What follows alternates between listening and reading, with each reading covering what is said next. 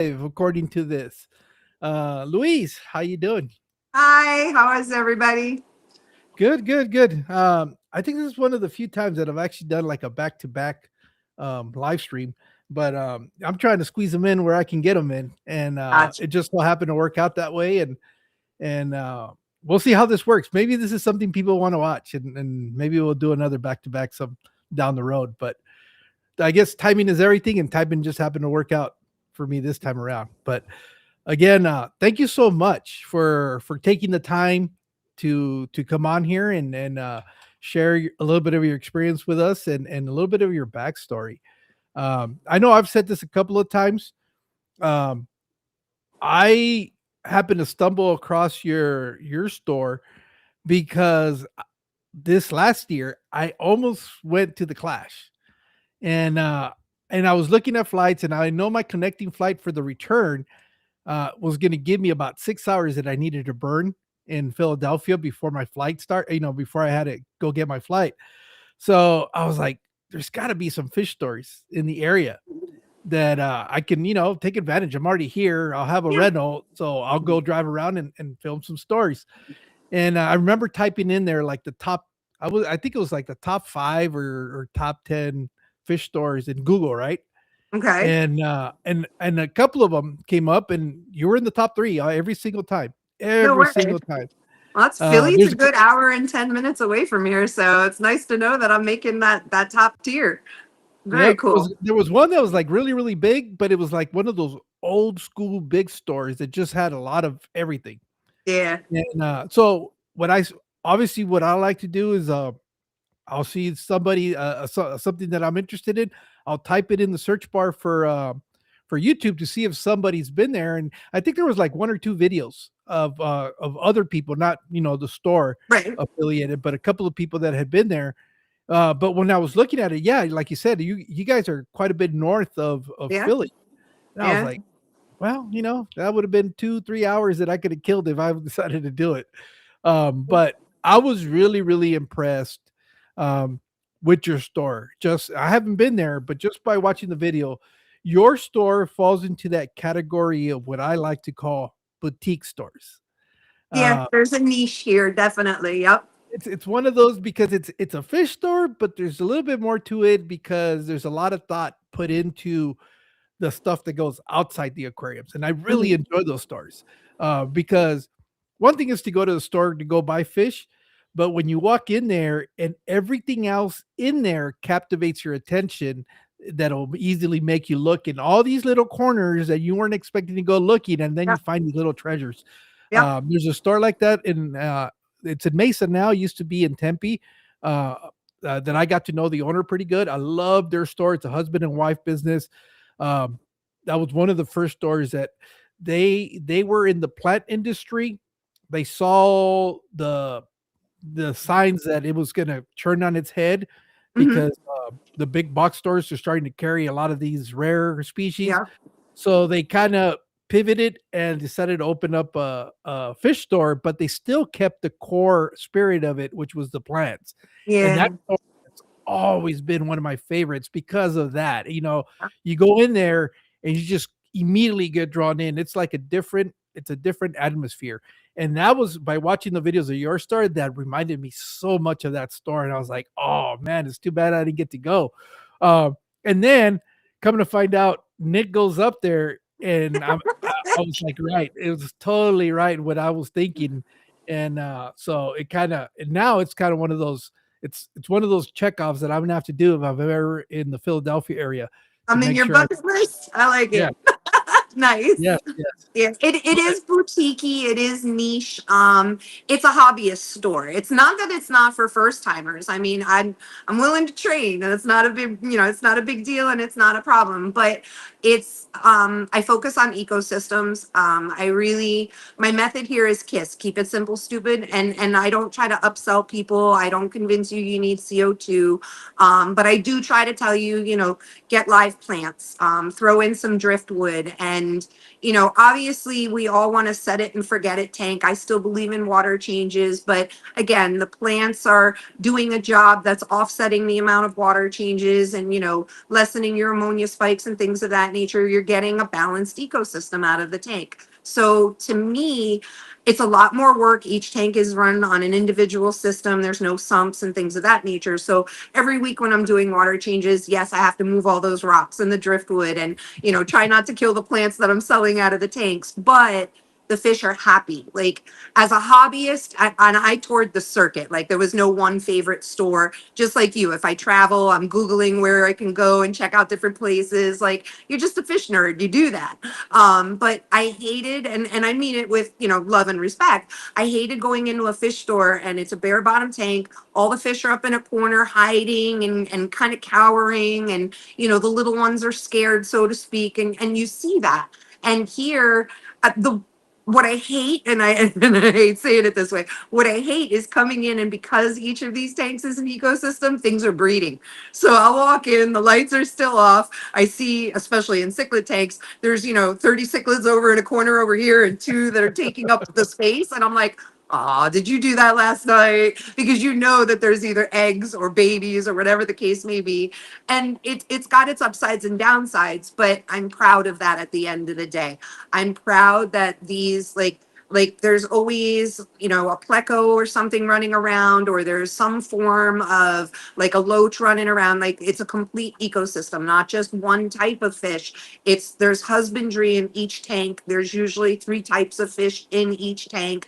So when people say, does this go with this? Well, if it did, they'd kind of be together, but they're not. So no, but this is what goes with this. And this is why these guys are together. Like nothing's just stuffed in a tank. And I definitely don't overstock and I don't want to overstock. I'd rather order 25 of a fish instead of 50 of a fish and order that fish every week if I have to, if it sells out. But there's no need to overstock. I kind of know my customer base. All my customers know that I'll special order. So if I only have 5 left and I can get 18 next week, fine. Let me bring in the next 18. Let me quarantine them. Let me make sure they're healthy and good to go. We'll hold them for another week and you're reserved. Those 18 will be yours when they come in. It's just, I don't know. It's the hobbyist. I'm not a salesman. I don't want to be a salesman, but I have to be. But at the same time, the hobby's more important to me than the sale. So it's just a different vibe. It really is. I'm in competition with no one, and I mean that sincerely. Like I know there's competitors, and I know there's people that even see me as a threat, and that's fine. But again, I'm not in this for the money. I mean, obviously, I need to feed myself, but I'm a hobby nut, and I'm a junkie, and I really like every Friday the lists start to drop, and I can't wait to look at them. I call it, forgive me, but I call it fish porn. And I get excited and I can't wait to read the list. And if there's something on there that I've never seen or something that, just dropped in Amazonas magazine, I want it in the shop. I don't care if I ever sell it. I want to see it in person. I have, customers that drive in. There's a gentleman that comes down from Ithaca University in upstate New York. And he walked around here for an hour and a half. And, I, of course, asked him if I could help him. And he wanted his silence and he wanted to see fish that he's never seen before. And finally, he came up to me and that's exactly what he said. He said, I just have to thank you. I never thought I'd see some of these fish in person. He said, this is great. That's the idea of my store. I want you to come in and have your wow factor, not the wow factor to give to me, not to be like, oh my God, this, but it's not about that. It's your enjoyment. And when that happens, I know you're a fish nerd like me. And then we can talk about absolutely anything. It's a different level of appreciation, if that makes sense. So It's I'll shut very up. interesting. It's very interesting, that idea, because one thing you immediately get told when people start talking about setting up a business is that if you go with the really niche kind of fish, that you won't have success or it's much success. And that seems to be not the case in this situation, because and I haven't been there. This is information I'm getting for obviously from Nick and other people that have been there, that the reason this store really stands out to them is because, like you were saying, it's this fish store for true hobbyists. Yeah. They're trying to find that fish that is not very common at local fish stores and stuff like that. And it's when you first hear about that, it's so contrary to what everybody that's ever owned a store tells you. They tell Yep. you you gotta have the bread and butter Yeah. to drive in the Yep. people to come in. Um, it seems like you've stuck to your idea and your principle, and it seems to be working. What do you Yep. think is it the location where you're at? Is it the fact that these are very rare fish, or is it's got to be a combination of several It's things, I imagine. definitely not the location. So I am in the middle, not to say the middle of nowhere. I'm about, I want to say 20 minutes south of the Poconos. I'm about 20 minutes north of Easton and the Lehigh Valley and like suburban and city areas. But where I am, it's a very, very, very small town. It's right off of a main drag. It's also right off of another main drag that you can come in from Jersey. But I've established a 4 hour, on average, a 4 hour radius of customers that they're addicted to things at Dan's Fish, Wet Spot Tropical, Imperial, like all the big names. And because of the centralized location, you can either spend $50 or more on overnight ship, or you can throw it in the gas tank and take the drive. And that's where it worked. They were willing to waste the $50 to take the drive to see what I had. And then I also ship online. So once they saw what the store was about, they saw the independent tanks, they saw not me, but me, the fish nerd hobbyist, and talked to me. It was like, oh wow, I'll have you ship. And I do ship through pirate ship. So like for a 5 hour radius around the store, it's less than $15 overnight. So now Mm. you're automatically saving. You don't have that $50 and up, overnight ship. That's where it worked out. Also being where I am, and I didn't want to be where I am. I ended up being where I am, but I do have cheaper rent. As of right now, and probably by April when my lease renews, I shouldn't be happy about this anymore. But as of right now, I don't have a water bill, so that's amazing because it's a fish store without a water bill. So thank you very much, Mr. Landlord, if you ever watch this, and could you keep it that way? But but it factors into my price points, especially, so I can keep my prices reasonable. Again, I actually use Wet Spots wholesale division, so I'm price matching because I can. If my rent was higher and my overhead was higher, maybe the situation would be different. But if I can survive and make enough to survive, then I want to pass that savings on to my customer. I am a small store, so I don't really focus on dry goods. I focus on the dry goods that I use for the fish, especially in the fish foods. I have a small line of Higer. I have a small line of Aquarium Co-op. I do focus on the hardscaping stuff. So I've got lots of driftwood, rocks, things of that nature. That's all in the back room in my store.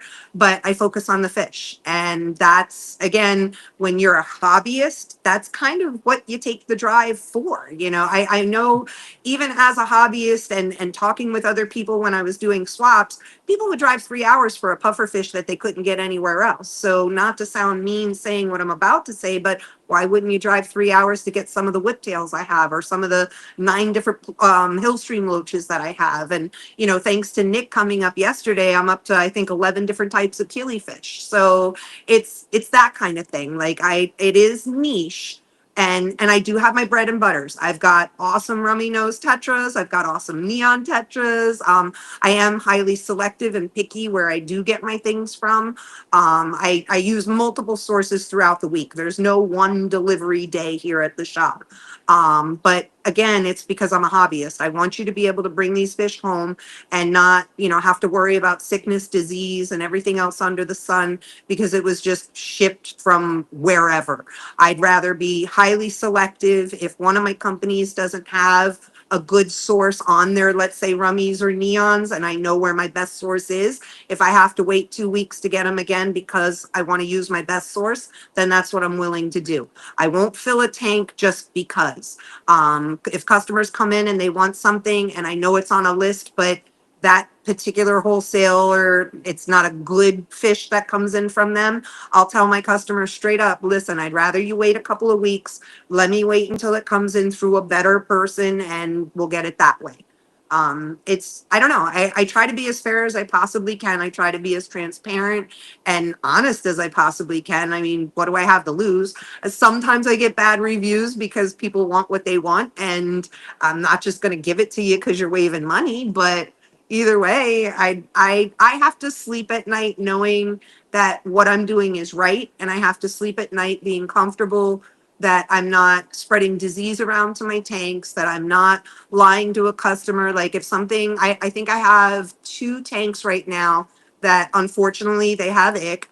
I have another tank where my Madagascar rainbows aren't looking right. So I just started treating them today, and that entire 55-gallon is off limits. And I'm okay with that. I have no problem looking at a customer and being like, you don't want that. I'm not sure what's wrong. Give me until, next Wednesday, next Thursday. We'll see. But I just treated them with XYZ product, and we're going to go from there. And people appreciate that. And I'm glad they appreciate that.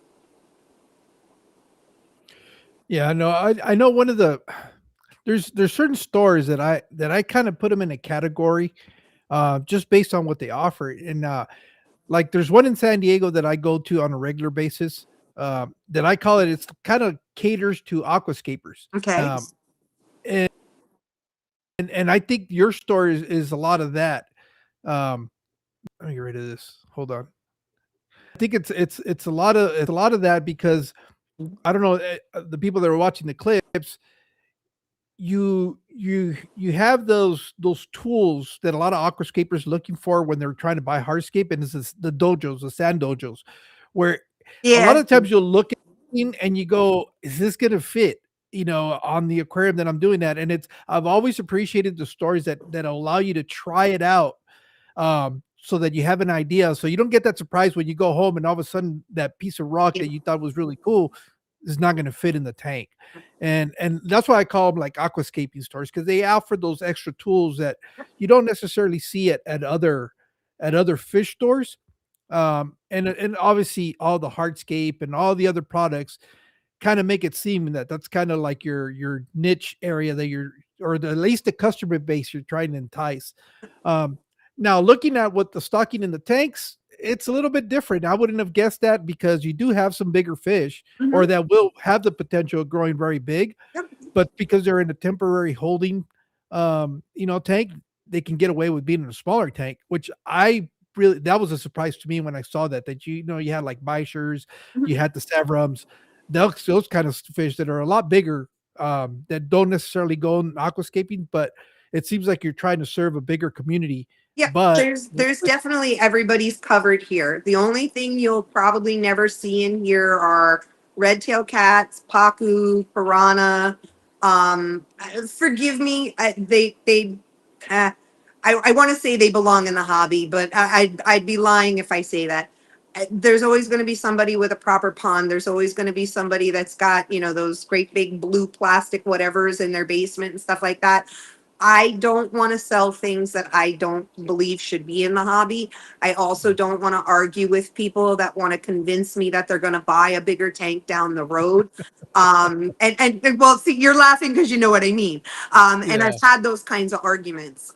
So there are certain things that I will special order you anything you want, and that's the God's honest truth. I've special ordered red tails. I have special ordered a bunch of stuff for people that I know have a 600-gallon custom aquarium. That's fine. But show me the aquarium, develop a relationship with me business wise that I believe you, I trust you, and you're not going to abuse the pet. Sorry for saying it that way. But I also don't run a store where you can have something for 6 months, you suddenly don't want it, and you're going to bring it back to me. I don't do that. This isn't a flipper facility. You're buying an animal that I expect you to keep and take care of and house properly, and that's that. People will give me a call and it's, oh, I got this pleco. Oh, let me guess, you got a sailfin pleco? Well, I got it at Petco. Oh no, you definitely have a sailfin pleco. And I don't want it. I don't sell them here. I don't want them here. Yeah. They're big pooping machines. But again, that's my transparency. I try to be very upfront with people. The biggest tank in here is a 75 minus my countertop tank, which is a 125. But if it's not going to fit in my tanks, I don't want it here. I have problems with red-tailed sharks. I have problems with bala sharks, and what I mean by that is they sell them to people. And again, you have a 20-gallon long at home. This isn't going to work, and I don't want to have that argument. So Yeah. I do try to be selective, but there is something in here for absolutely everyone. I mean, I've got probably over 80 different kinds of cichlids. I've got some double trunk elephant nose in the back. I've got a whole bunch of different types of eels in the back. You know, and that's me. Like, I geek out on all kinds of different types of fish. And like I said, the bread and butters are here as well. They're more bottom shelf. I'd rather wow you with, you know, watermelon tetras and chocolate neons and things like that. And I'm a killifish nut. I'm a hillstream nut. I'm a goby nut. I love rice fish, but it's not just for nano people, and it's definitely not just for cichlid people. There's a good balance. Yeah, and that's another thing that's very interesting that you're touching on, because again, it goes against everything I've ever heard when it comes to operating a fish store is turning away customers. Um, and I think that's I'm the sorry problem for where a lot laughing. of no. I mean, it's one of those things where, a lot of stores, they find themselves in a situation where they just, if somebody wants an arapaima and they have the money to pay for it, they'll get them an arapaima. At that point, they're just, they don't want to turn this customer away and say, "Hey, you really don't understand what you're getting into," and that's, I think, it takes a very different type of personality to be able to say, "No, I you're not, wasn't you're not." prepared for that though, and I'm not going to lie to you. So it'll be 4 years in July. In the first year, I drove home. I swear to you, I probably wasn't even 6 months in. The guy that had this before me, it's where pet stores went to die. And anybody that's been in here that knows that guy knows exactly what I mean. And he was willing to flip anything, sell anything. This place was the $5 sack pyramid, Snoop Dogg running it. I mean, it was bad. And when I came in and started the no thing, that's when the 1-star reviews started. But no, you may not have a Malawi eye biter to go with your angelfish and goldfish in your 20-gallon long with a heater. Okay. We're not even going to get into the fact that the angelfish and the goldfish don't belong together in your 20 long with a heater. But the fact that you want an eye biter to go with them is not going to work. And I kid you not when I say this, but that day when I said no to that woman, she went crazy on me. I actually had to grab a pair of scissors and hold on to a pair of scissors quietly until the boyfriend realized it and was like, "What you got there?" And I was like, "A pair of scissors." And he goes, "What are you going to do?" And I go, "Cut a bee." I said, "And then I got to go to my book bag for you." And I'm not kidding. I can't make this up. I can't make this up. Swear to God, nothing crossed. Okay. So that was not the worst experience, which is really scary to say that part. But I drove home crying that night. And I was, and like, I get these 1-star reviews because I said no nicely and you didn't like it. And then I'm an idiot because I don't know anything, but I'm taking care of 160 tanks. So I guess I know something. And it kills me because Google will answer this question, YouTube videos will answer this question. Like, I'm not the bad guy because I'm trying to teach you proper husbandry. I'm not calling you names or being disrespectful. You're just mad at me because I'm saying no. So Yeah. I drove home crying, and I remember calling my friend and I was like, "That's it." I said, "I'm getting a Ring doorbell camera. I'm changing the name of the store to No Fish for You, like the soup Nazi. And you have to pass like a 5-question quiz to get in. Like, it's $1 membership. I'll give you the dollar the first sale back. You can have it." But it was scary because, like, I came from a criminal justice background, and for me, I was a bail bondsman and a bounty hunter. So no men no.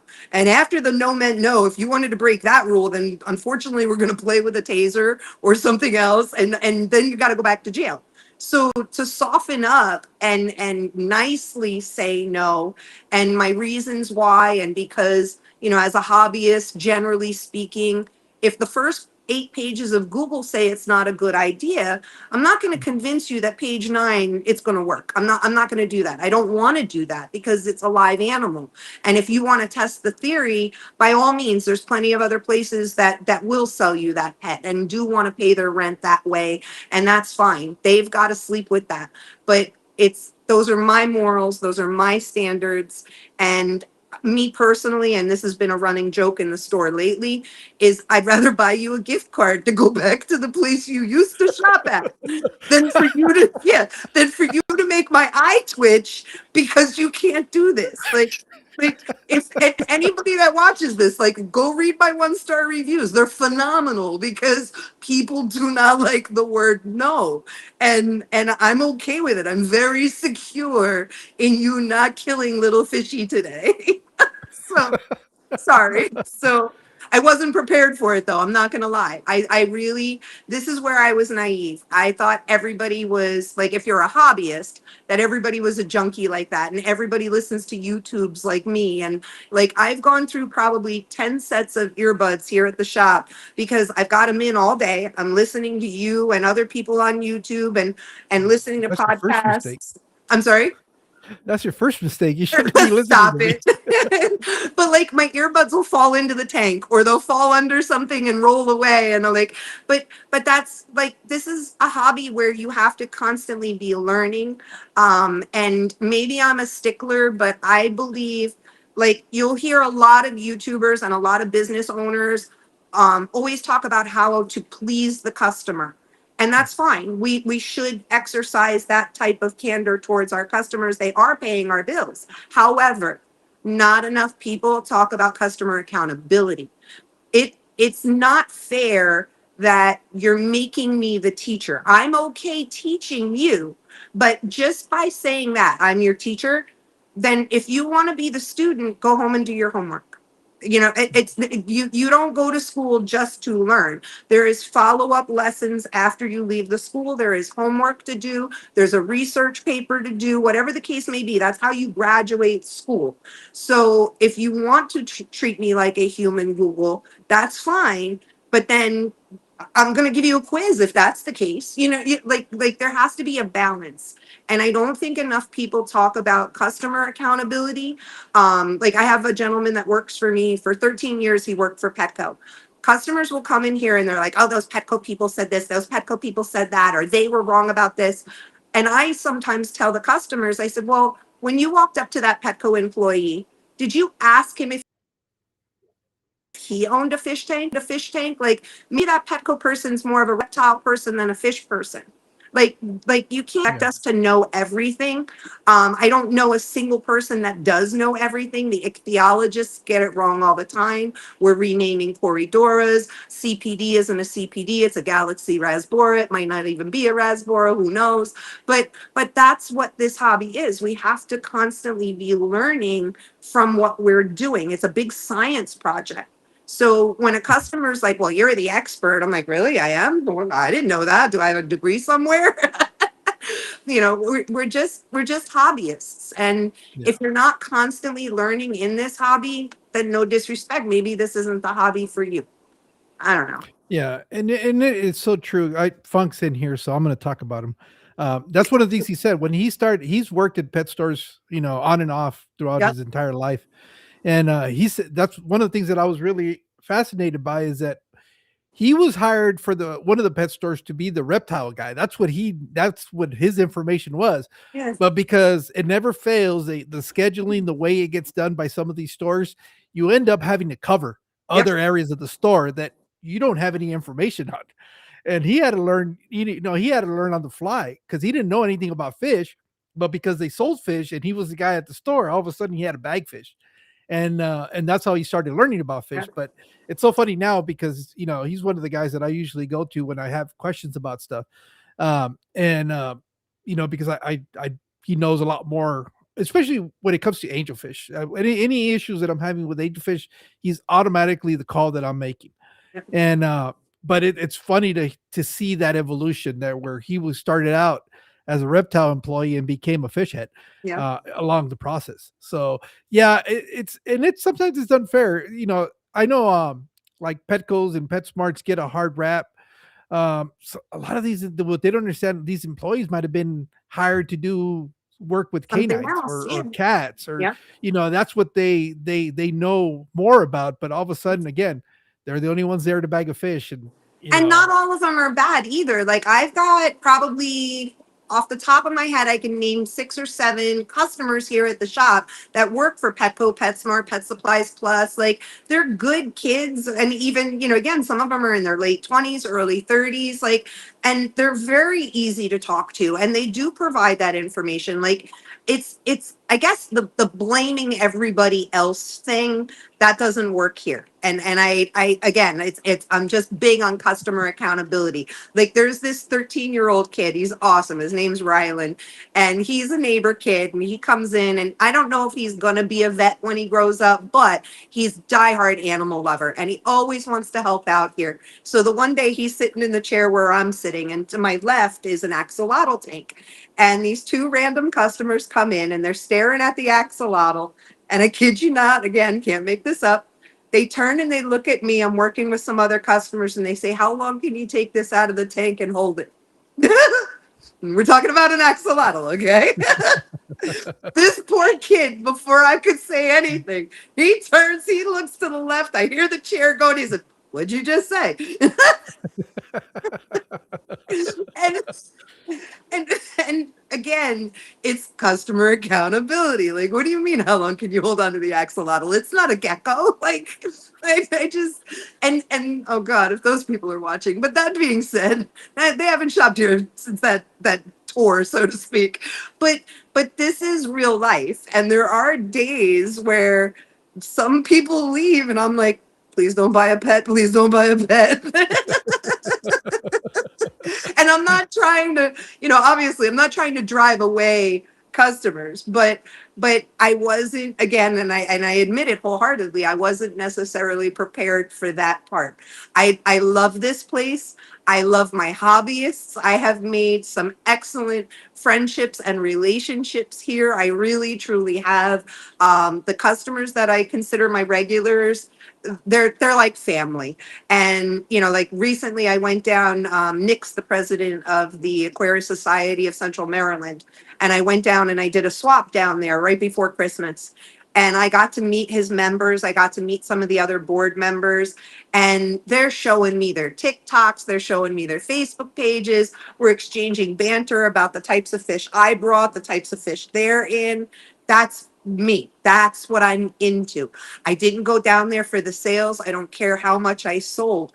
I literally was so enveloped in just having fun. Like, now I'm on their TikTok pages, their Facebook pages. I get to watch all the videos they put up. Like, because I work I'm between 80 and 90 hours a week here, but I live vicariously through my customers now. Like, I love seeing their aquascapes. Like, when they go to the dojo and they map out the diameter of their tanks and they start decorating, like, I'll walk back. I'm like, "Ooh, that looks so cool." And they're like, "You like it?" I'm like, "Yeah." And they're like, "Well, what do you think about this or that?" And we're tinkering with little stuff. They take pictures, they buy whatever. And like, and here's the other thing about me, and my customers can vouch for it. If there's a cheaper way, there's a DIY way. If there's a run to Home Depot, don't buy this way. I'm honest with them and I tell them that. Some customers come in and they want to buy something specific, and I'm like, "Listen, I've done this for 20 years. Run to Home Depot, go grab this, go grab that, stop at the dollar store." And they're like, "Oh my God, I didn't even think about that." I don't care if you're spending the money here. You'll most likely spend money on the fish here, and that's fine. I'm good with that. But if there is a cheaper way, because this is an investment, if you want a beautiful rimless tank and that's going to be the centerpiece in your living room, and it's not just a rack of tanks that you're breeding from, then yeah, if there's a cheaper way to do it, I'm going to tell you. I've made so much money for Amazon, and it's a kick in my own rear end for doing so. But I'd rather tell people, no, jump on Amazon. You can get it cheaper. Like, even with my wholesalers, if it's more expensive for me to buy it wholesale than it is for you to buy it retail at Chewy, go buy it retail at Chewy. It's okay. I'm all right with that. So that's, like I said, this place is an entire vibe. I'm not meant for everybody, and I don't want to be for everybody. I really, and I do it organically. Like, I don't, outside of my own self marketing, I don't pay for clicks. I don't pay for it to be a bigger radius on my Facebook stuff. I'm not an expert on TikTok or anything like that. I do my 20 little shares on all the local clubs and fish groups and stuff like that once a week, and I call it a day. You find me organically, you find me through word of mouth, and I think that actually is a better business model for the shop. If I expanded it and I actually paid for advertising, I'd get everybody and their mother. And again, I'm not meant for everybody and their mother. I'm me, and I'm my own vibe. And like I said, there are people out there. Oh, she's this, she's that. I'm okay with it. It doesn't matter when my, and I don't mean like my good customers, but when my family's coming through here to buy stuff, that's all that matters. That's what brings the smiles to my faces. So, yeah. Now we're gonna take a little bit of a step back, Okay. because this is something that I've always been very interested too. Is how do you become a store owner? What happens? What decision process went for you to go? Oh, I need to open up a store. What was that like? So I was a bail bondsman and a bounty hunter for 25 years. I owned two bail bond companies. After COVID, I'm a former knucklehead. I'm far from perfect. I try not to judge when it comes to all that stuff. We all do dumb stuff. I was very particular about the people that I bailed out. Certain people are in jail for all the right reasons. So those were the people that I avoided. After COVID, the new breed of knucklehead changed. I always wanted, I'm being honest. I always wanted to be a marine biologist. I grew up in Long Island. The ocean was my backyard. I learned how to swim in the ocean. When we moved to Pennsylvania, it was a different life. The ocean isn't near me now. So I ended up getting involved in criminal justice, but I always still missed this. And I always had tanks. So I started building paludariums a little bit before COVID, and I was doing that as my side hustle. And then I started swapping because when I was selling the paludarium builds and the fish, everything was breeding. People didn't want the extras. So then I started tanks at the house and I started selling at swaps. So I had an opportunity to come up to the shop. The gentleman that had this, like I said, it was really run down. He claimed that he was sick at one point or another and things were falling apart. What I didn't know was that he was behind on a lot of the bills and it was more than just things falling apart. So I came up and I was told that I was going to build paludariums in the basement, and I was going to, for me, I was going to figure out what to do with the bail company if I wanted to sell it or, transition. So a couple months up here, I come to find out that things aren't very legit with this other guy. So I gave him a couple bucks and was like, okay, you kind of got to go.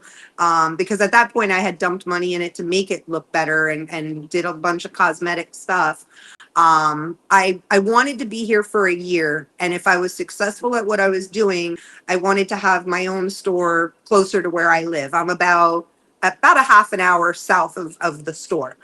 And obviously I took over the store because I had dumped money into it. He wasn't necessarily legit on paper.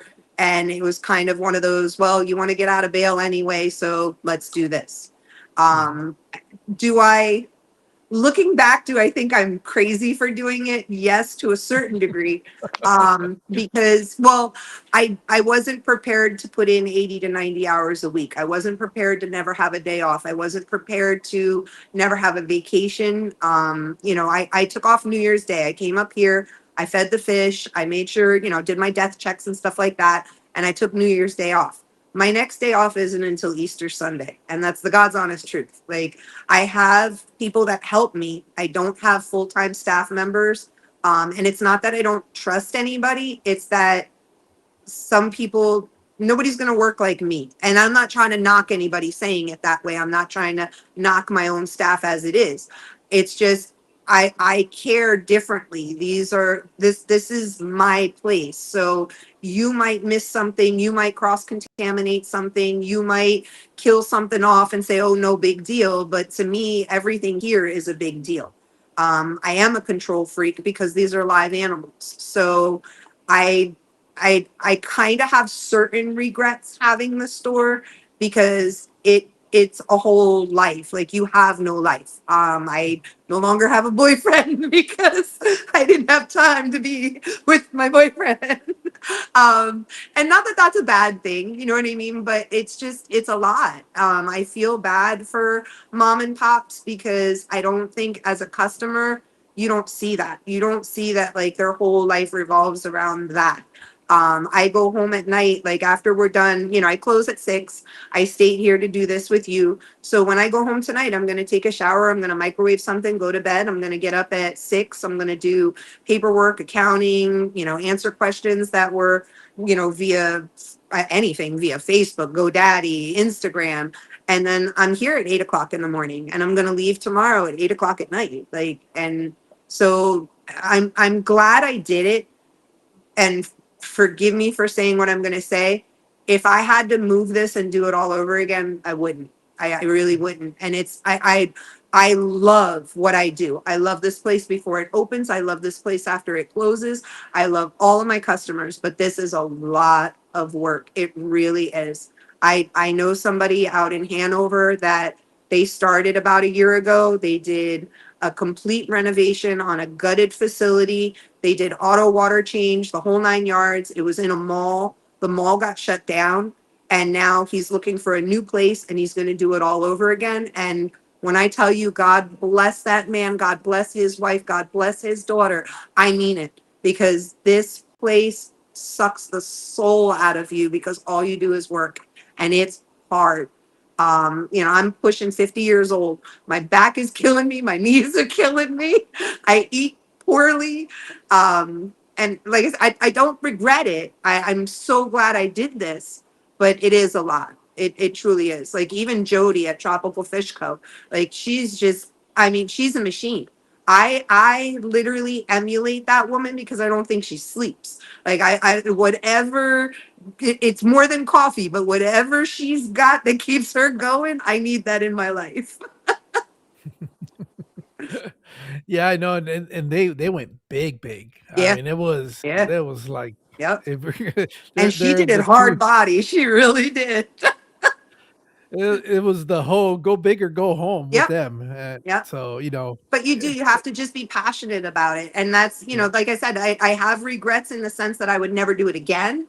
But I'm so glad I did it because, and I have this thing. Sometimes people are like, oh, you can't do this, you can't do that. And I'm one of those people that if you tell me I can't, not only will I, but I'll do it. I'll do it and run circles around people. That's just me because I'm a go getter, and I deep dive, and like if there's something new to learn, I'll learn that and 3 other things. That's how I've always been. And that's how this was too. Like a lot of people were like, she'll last 3 months. She doesn't know anything, blah, blah, blah. She's, this or that. And I'm like, all right, I'm pushing 4 years. I know what's coming into my cash register every week. I know I'm definitely hurting this store or that store. And, be mad at me, but get a better business model. That's all I can tell you. Like, I'm not going to be mad that I'm on trend. I'm not going to be mad that I'm a fish nerd. Like, there's a total difference between owning a store to sell fish and being a hobbyist that owns a store. It's two totally different things. And you know that coming in here. And same way that I don't need your money to pay my bills.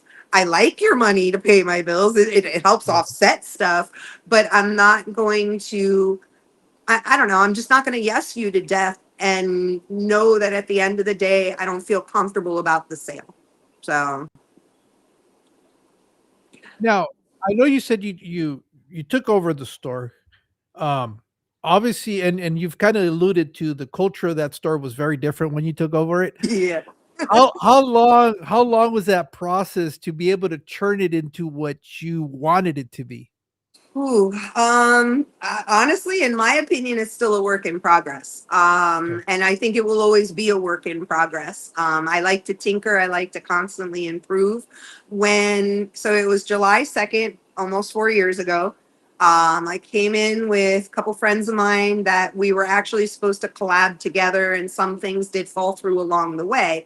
But between the three of us in 1 week, this place was painted about 7 different colors. There was like crap ton of floorboards missing on the floor. There were empty tanks everywhere.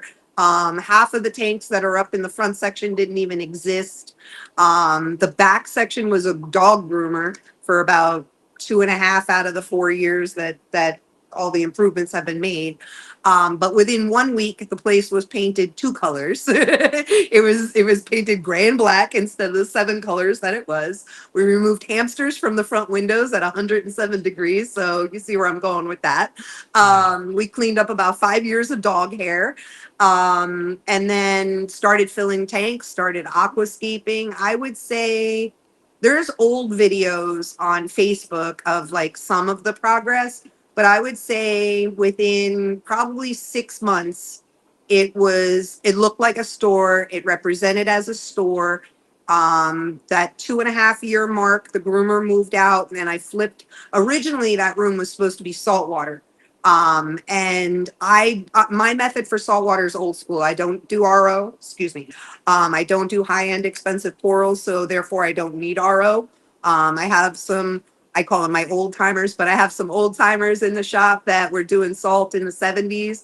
And the one day I walked up to this one guy named Angelo, and I'm like, Angelo, I'm like, you had salt in the 70s? And he's like, yeah. I said, so RO wasn't invented until like the 90s. So how'd that work? And he's like, I'll teach you, young grasshopper. Um, and that's what I love, because again, the method here is KISS, keep it simple, stupid. So, and that's what I wanted to do. So when I wanted to do the back room as salt, a bunch of people that like, there's a place here that's about 40 minutes away, and they're like the salt gurus. There's not a lot of saltwater places. And not that they convince you, but there are certain salt people that are like, oh, you need $6,000 worth of equipment to run a 20-gallon clownfish tank. And that's fine. I get it. Like, and that's why you drive Benzes and I drive a Kia. I get it.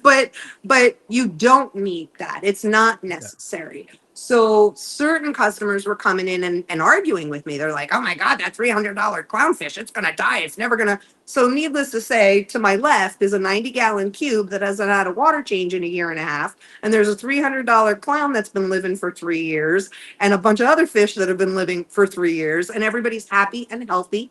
And that's my method. My method's not your method. My method's not a bunch of other people's method. I picked a method and it worked. And that's the experiment. So the back room didn't go salt because I wanted to save myself from the arguments. So I do salt special order only. But that back room got flipped, I want to say almost 2 years ago now. Outside of that, I'm I'm finally like, there was a bunch of electrical fires here because the guy that had it before me daisy chained everything to everything. There's actual extension cords that he put down, like he built some rack systems, put an extension cord down, and then put the tank on top and then filled it with water. What? So these electrical fires occurred. I ripped out wires, but then I had to cut wires because there's tanks full of water resting on these wires going to nowhere. It was bad, like really bad, between electrical fires, tanks leaking, heaters exploding. Like, I've experienced all of the top 10 hope this doesn't happen in your fish room. Yeah, they never happened in my fish room, but they happened here. Um, so like I said, in my opinion, it's always going to be a work in progress. It is total night and day. Nothing against some of his customers, but they were flippers. They wanted, forgive me, but they wanted junk fish. They wanted them at bottom bargain pricing. They wanted to drop off red tail cats. They wanted to drop off garbage that they didn't want anymore. All that had to stop. So a lot of his customers are definitely not my customers, and I'm okay with that. Sorry, forgive me. Other ones were just like, oh my God, this place is great, blah, blah, blah. And hey, we're on board and everything's cool. But I didn't, it's not that I didn't want to do his methods. I don't like your methods. That's not how I ever was or wanted to be. I know fish stores around here that they'll take absolutely anything from you. You got a one-eyed puffer? Cool, throw it in a tank. You got seven, sailfin plecos? Cool, throw it in this tub. But I didn't want this to be that way, nor did I want people to think it would be okay to do that. If you buy something here, I expect you to keep it the same way you most of the time want to keep your kids.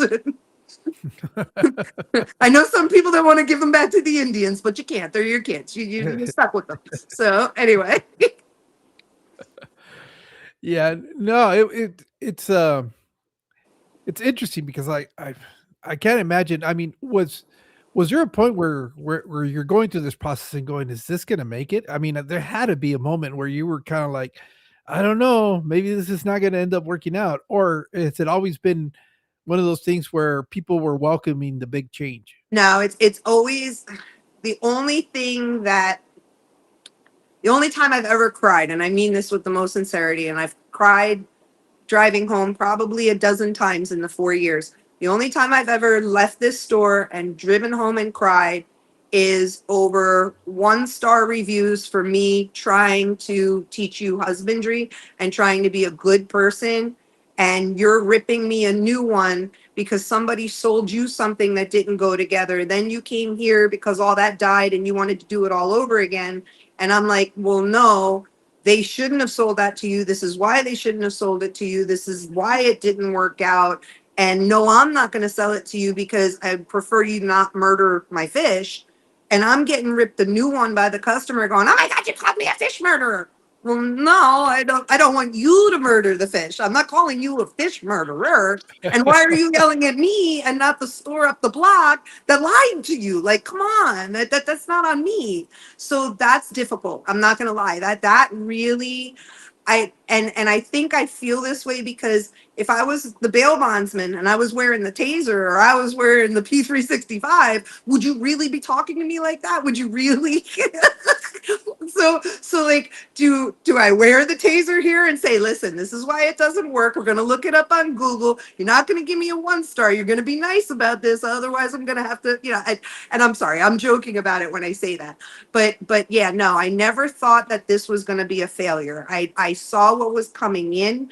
And forgive me for what I'm about to say, but I knew who I was ticking off in the industry because I kind of was robbing their pockets, but I wasn't robbing your pockets by undercutting you. I wasn't robbing your pockets by buying the same stuff or going to the same wholesalers. If anything, I did the complete opposite. Like, I don't use certain wholesalers because your stuff's kind of crappy. I've been to your facility. I don't want it. It might be cheaper, but that doesn't mean I want it. I spend, and this is the bounty hunter in me, I spend Friday through Sunday night hunting in my lists. I hunt down certain things. I piecemeal my orders with multiple companies so that collectively what's coming into the store is what everybody wants. But if you stick with one wholesaler and that's your shipment for the week, you're never going to get that selection. So I've never had a single doubt in my heart, and I mean that with everything that I stand for. I've never had a single doubt in my heart that this place was ever going to fail, or that I was never going to make enough to live. The only thing that I cry about and will probably hurt my feelings until the day I die is a 1 star review for really trying to help you and you just not wanting to be accountable for absolutely anything. Like, I have mentally shut down at times and I get scared to answer people when they're like, but I don't understand. This person said my Fajaka puffer is like totally community and now my angelfish, they've got no fins. Well, yeah, they lied. No, it happened. It happened a couple Yeah. weeks ago and I feel really bad for that family because they got suckered. But then I also get upset because all you had to do was pull that up on your phone and it would tell you that Mr. Fahaka shouldn't be with Mr. Angel. So it's a two-way street, you know what I mean? And I'm not mad that that family didn't Google it, but again, if you have a store that's saying, well, this is why it didn't work out, don't flip out on us because we told you why it didn't work out. Again, not to sound rude, and this family didn't do that, but why are you giving me the 1 star for being honest instead of giving that store the 1 star for you getting suckered into buying it? So yeah, that honest to God, that will irk my soul till the day I die. Not everybody's willing to recognize they made a mistake, so they'll always try to find somebody else they can pin it on. I mean, Yeah, that's just human blame nature. shifting is a mofo, let me tell you. Yeah. The other thing that I'm really interested in finding out is, so you got the store, you're opening up. What have been some of the methods that have been very useful for you to advertise your existence? Because obviously it's been far reaching than just the Philadelphia area, because that's, I mean, I found you, and I'm all on the other, I'm on the total opposite coast. Have you found that certain medias are better than others when it comes as a business for advertisement? Um, so I would say my average customer range is 20 to early 50. And then I've got my group of, semi-retired or totally retired. And when they were kids, they worked at fish stores. But organically speaking, most of my stuff came from Facebook. I every Friday morning, I start with my Facebook post, which is this is what came in for the week. These are pictures of everything I could get pictures of. From there, I just take those pictures and I flip them onto Instagram into a reel. Same thing with TikTok, they just get flipped into a reel. Same thing with YouTube. So I want to say that Facebook is responsible for a lot of it, and again, not paid, or it was all organic. I do share to some fish clubs. I do share to some like fish rehoming groups and things of that nature. I max it out at about 25 shares. And it's all been organic. It's all been word of mouth. And I mean, I'm grateful for it.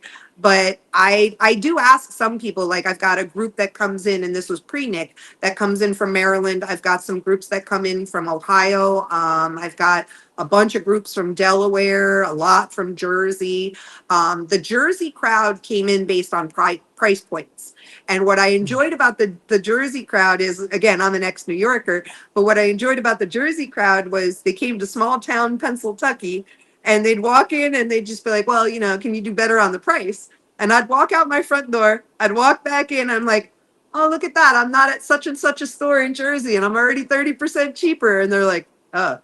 And I'm like, well, yeah, like I get it. You think I'm small town, but I also understand that you're coming in from Jersey. I know what this store charges. I know what I charge. And then they'll get near the cash register.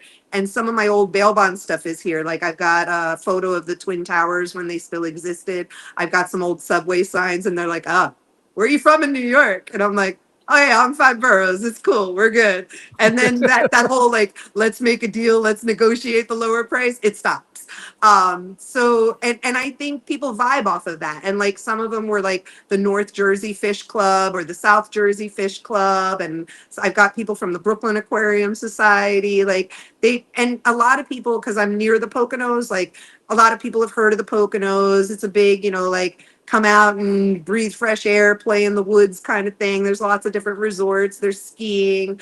We've got like outlets for shopping. So a lot of people from New York and New Jersey take those family weekend vacations and they swing through. Like there was a family that lives in South Delaware that was here last week, and they were up at one of the resorts up north of here for like I think it was like a cheerleading event or something like that. And he's like, yeah, I've been following you on Facebook. I couldn't wait to see. And he was a Tanganyika nut. So my employee's walking around with my tablet that we use at the store, and he's showing them all the stuff that we stock in Tanganyika, even if it was out of stock, in the tank.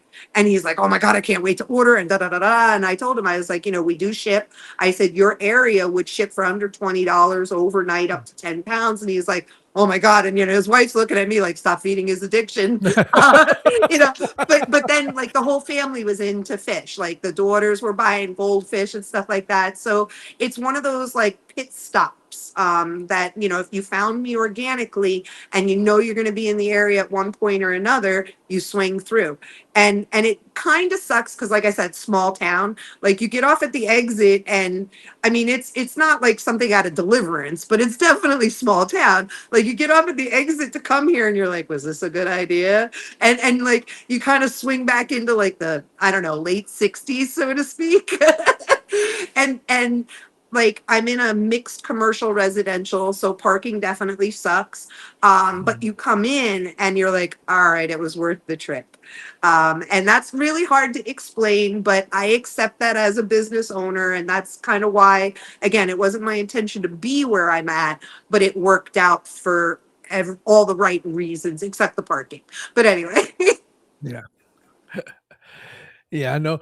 How involved are you with um like participating in swaps, expos, that kind of stuff? Is that something that you have kind of dabbed in, or you're perfectly fine just staying where So you're at? I don't lie, so therefore don't hate me for my answer. I got my start in swaps, and before I had Oh, the store, swaps were great. When I got the store, I think personally that it's my area. I really do, because when I've traveled outside of this area, um, I don't have the same negative feelings. But long story short, when I got the shop, there were swappers in my area that were buying from the old owner, and like they mm. claimed to be breeders, but they were buying in bulk and then going to the swap and acting like they bred stuff. So when I got the store and he was still here, Oh, they you mean couldn't. people do that? Are you serious? Are you are you serious? No, everybody breeds everything. They I don't thought go to breeders were real breeders. wholesalers, and yeah, we don't have basement breeders that go to wholesalers without proper licensing and get fish. Nah, that never happens. What? Okay, let me sit for this one, a better position. So when I got the store, there was it's kind of a good old boys club out here, and I'm not a feminist by any stretch of the imagination. I'm really not, but there is a good old boys club vibe out here. I Couple of think the that just the girls, hobby in general is a good old boys for the yeah, most part. maybe. But that's where the hate started. I Mm. got something that people wanted and didn't have, and everybody wanted me gone in 3 months for whatever reasons. And I kind of distanced myself from the local swaps, and like some of the presidents of some of the clubs, like they're older and they're well connected in their introvert kind of way. So like some of them became very confrontational, and I'm very, Mm. I proactively, I am not a bad person, but reactively, you can only come at me so much, and I'm obviously going to respond. And that doesn't work well for older white gentlemen that expect women to be barefoot and pregnant at home. So I developed haters, and like some of the club people were just like, oh my God, don't associate with her, and da da da da da. So I stepped back from the swaps and I focused on the shop because this was going to be my primary anyway. And then, like, what was really weird to me, like, one club that I guess I would call one of my sister clubs, it's one county over. I get this email the one day, and I was about a year into having the shop, and they're like, hey, donate to our club, and then you can do XYZ with our club. And I'm like, cool, I'm down to give you gift cards. And like, hey, I heard you do, store tours and this, that, and a third. Like, it'd be really cool if you'd come check out my store. I get this email back and it's like, well, why would we do that? You're like an hour away. I mean, nobody's going to come to your store. Well, then what the hell do you need my gift cards for? And this was before I shipped. Sorry to say it that way. So like that was really awkward to me. So of course I responded in email like, well, if you're not gonna do store tours and you're not gonna necessarily like, because to me one hand always washes the other. Like I am big, like there's I don't know if you ever heard of Sanders Aquatics. Yes. Okay. I never heard of him before. I get this random call, I think it was 2 Saturdays ago or a week ago Saturday, and he wanted to buy $100 gift card. And I was like, well, you can come into the store and get it, or I can set you up with an e-gift card, blah, blah, blah. And he says, well, I'm down in Kentucky, ma'am. He says, somebody won a gift card to your store. And he explained to me that he supports mom and pops. He buys gift cards for his watchers that win gift cards, so on and so forth. So, and actually the viewer might be on here, Pug Chick. But anyway, she won this gift card. And I'm like, oh my God, this is so awesome. Like, you're looking out for the little guy, da da da da da. So I sent him Yeah, like a, they're a whole family operation. I had them on as a guest a oh, while okay. back. But yeah, they're actually genuinely a whole. Yeah. It's all three of them Yeah, that are well, that's I involved. The start. son. Now I'm watching everything, but I sent him a goodie bag afterwards. Like I thought, Mm. it brought a tear to my eye. I thought it was just so sweet that this guy's organically doing this and asking for nothing in return. So I was talking to my right hand man that works with me, and I'm like, Nate, I was like, we got to do something, and he was like, let's give him a goodie bag. So like we sent him brine shrimp cubes, we sent him blackworm pellet, we sent him botanicals and stuff. And I said, here, here's a gift code for your viewers, and it's Sanders 15. I'm like, just if your viewers want to buy something from the shop, they get 15% off. If you want to do that, you can. You don't have to. I just wanted to say thank you for what you did for my store.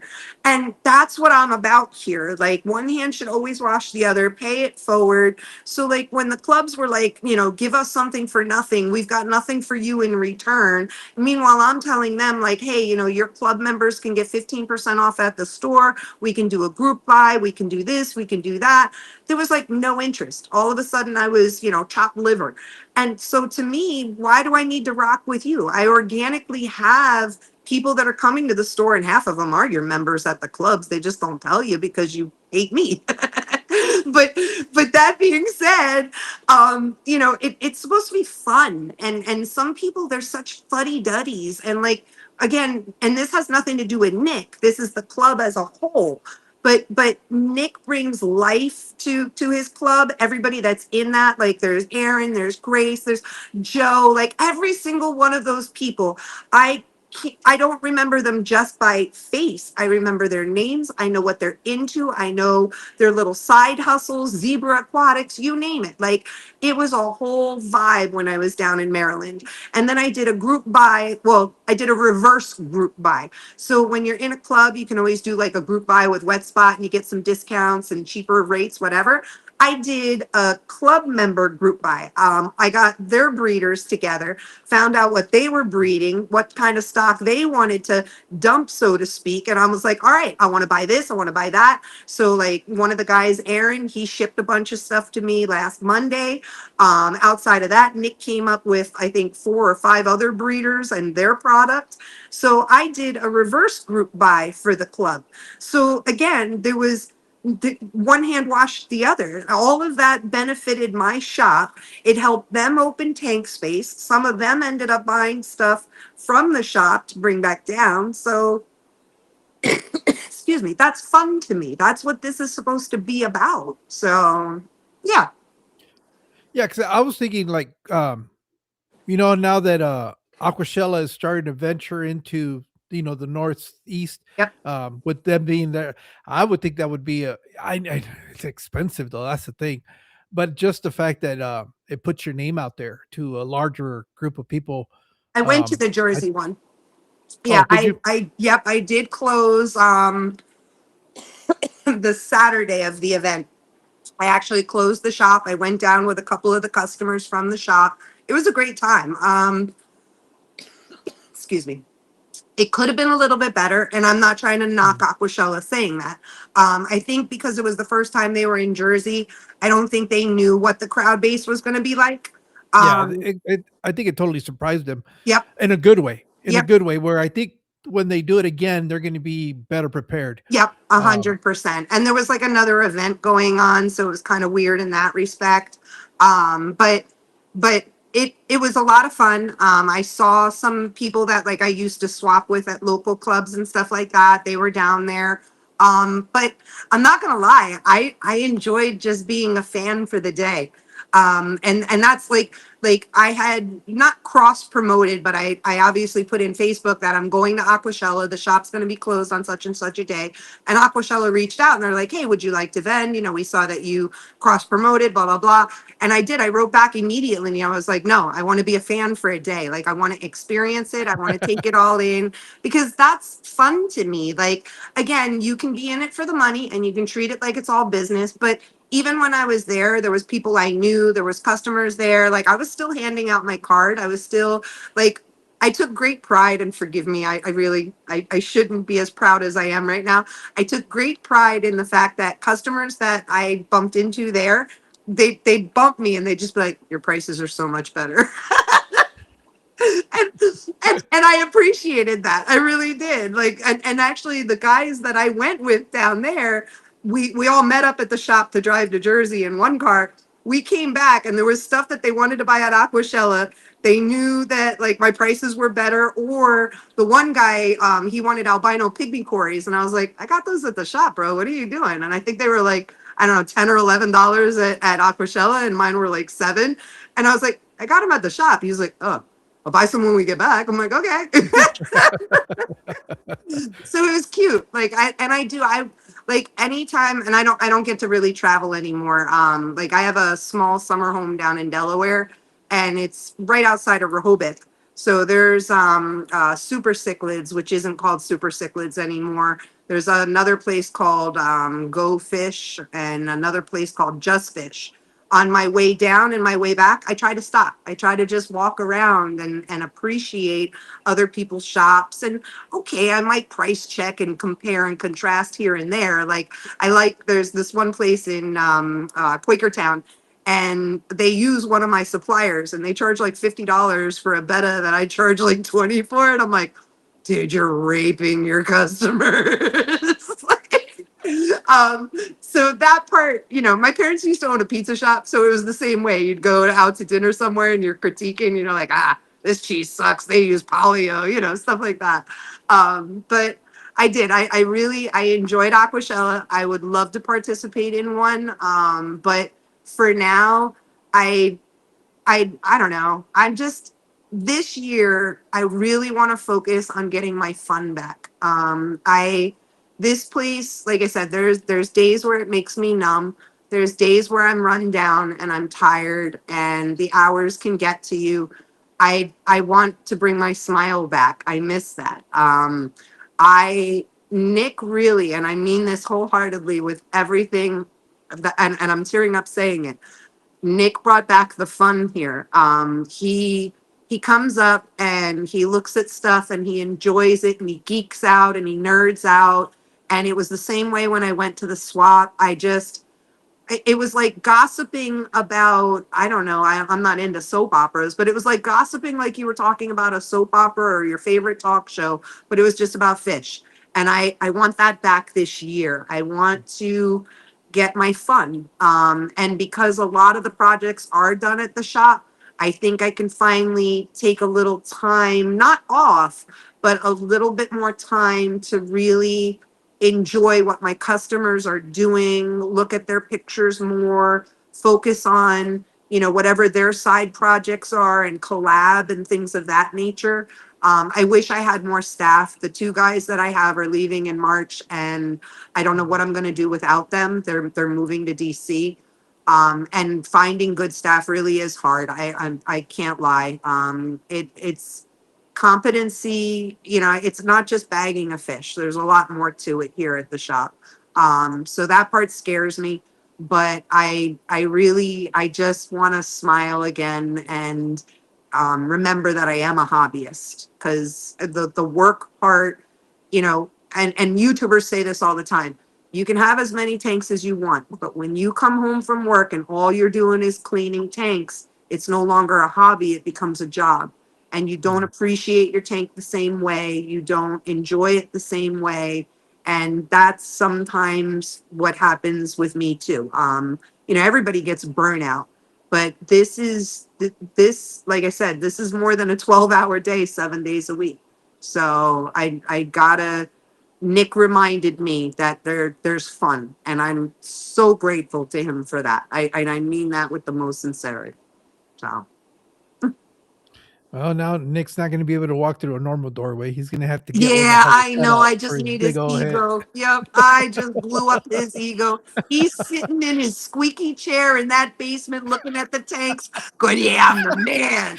I'm the man. Hardest working fish stream ever." Yeah, he's doing that. I know, and he's gonna pick on me on the next stream too. So that breaks my heart right now.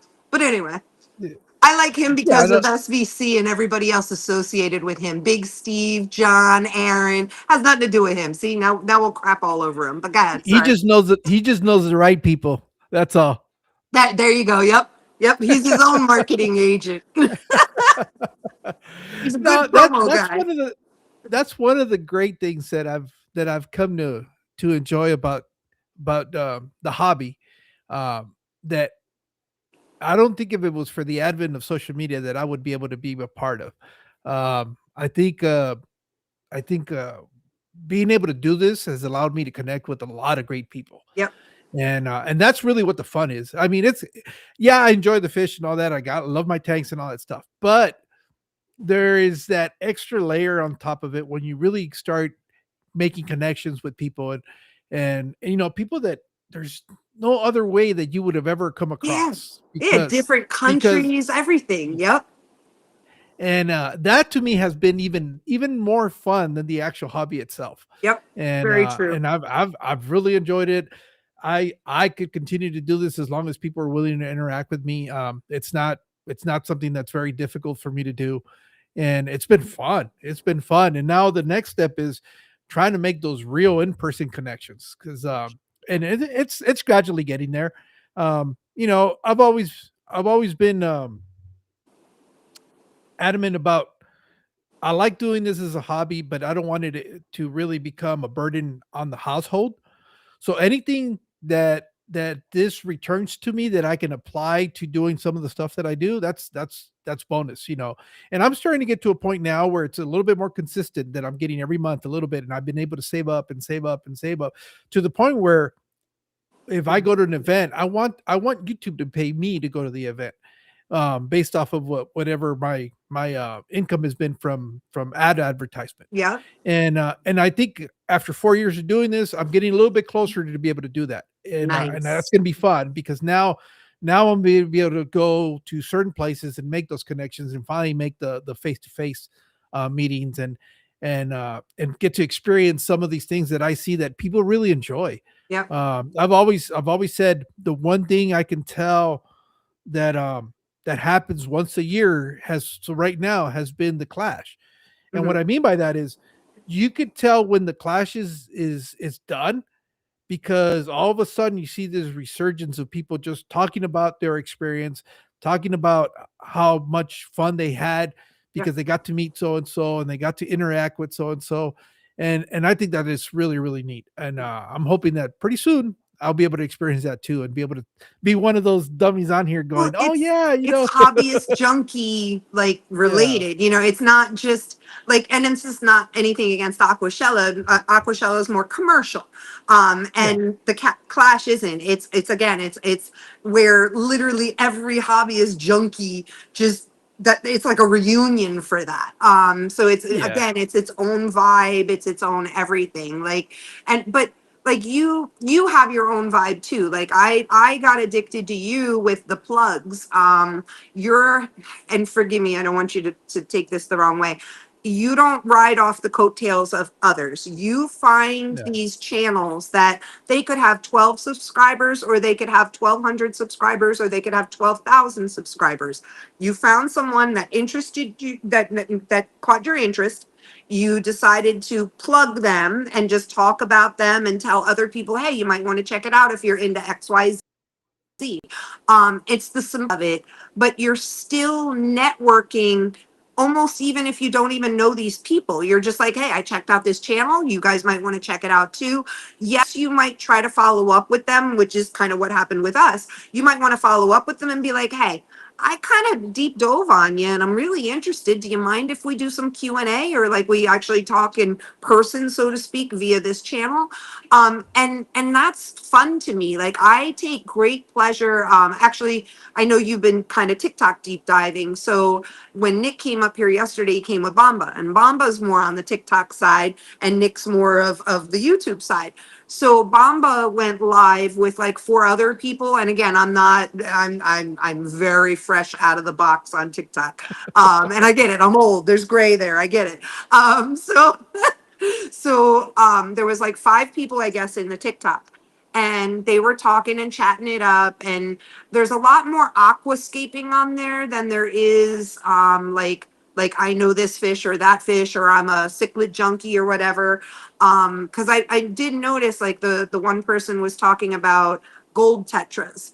And she's like, well, you know, it's a gold neon tetra. And I felt bad, but I jumped in there and I'm like, well, actually, there's a gold tetra, and then there's gold neons, there's platinum neons, there's albino neons, green neons. So it's a gold tetra is its own thing. So, you know, and well, because you know, you don't want to correct people or make them feel stupid or whatever, you know, that's yeah, not yeah. where I was going with it. So it seems like they know a No, lot no, about I was laughing plants. at a dumb comment that Funk put on there. That's what I was Oh chuckling yeah, I'm about. not seeing any of that. I'm sure they're all going crazy in the chat at one point or another. How many things has Nick said? Jeez. Um, He's been really quiet, he's been quiet. surprisingly. Oh, he might But have fallen he asleep. no, he's here. He's here. Okay, He's he's there. lurking. He is. He's Okay, laughing at Funk's. I put him up on the screen. I didn't realize I hadn't done that until no, right that's now until you okay. mentioned it. And but yeah, they're all here. They're all being rowdy and being funny in the chat. Being Um, themselves. Good to know. yeah, Well, like what I enjoyed was that they're into rimless tanks. They're definitely into aquascaping. They're definitely into CO2, and they. It's not that they don't care about the fish. It's not that they don't care about the shrimp or whatever. To it's a different vibe with the younger generation that the fish and the shrimp are like accessories to the actual scape. At I, least I this think group. in general. I think in Yeah. general in aquascaping that is the case though. Well, The yeah, focus is more on the landscape. um the scape Yep. itself, and at the end of the day the fish are just the accessory, and that's Yeah. fine. I mean, but that's what I keep telling people. It's what I love about this hobby is that it's so diverse and so Yep. different and so many little different niches within the niche. Um, but that's okay. That's what Yep. makes it fun. Because Yep. if you get tired all of a sudden of just keeping bare bottom tanks, there's a whole other side of this hobby where it's totally the opposite. Yeah, you can do the Um, biotopes, you can do the vivariums, ripariums, again, paludariums. You have so many options. Like for me, I like to, like as a hobbyist, I like to have a tank that fit the script for the fish. Like I've got a Congo puffer in the shop that unfortunately became my Congo puffer. His original scape was all based on where he comes from, what types of plants are in that body of water, and so on and so forth. And again, you can it's there's so many different ways you can collaborate with people. And I enjoy, at least for me, I enjoy talking to people from the UK and Asia, and then like Indonesia and stuff like that, because they're like 2 years ahead of us. Like we get, I hate to say it as Americans, but we get like third dibs on whatever the new is. It slowly makes it out to us. So I'm a junkie for, even if I can't understand what's being said, I'm a junkie for watching those videos, because I'm like, all right, what's coming? Like, okay, a year and a half to go and we're gonna have it.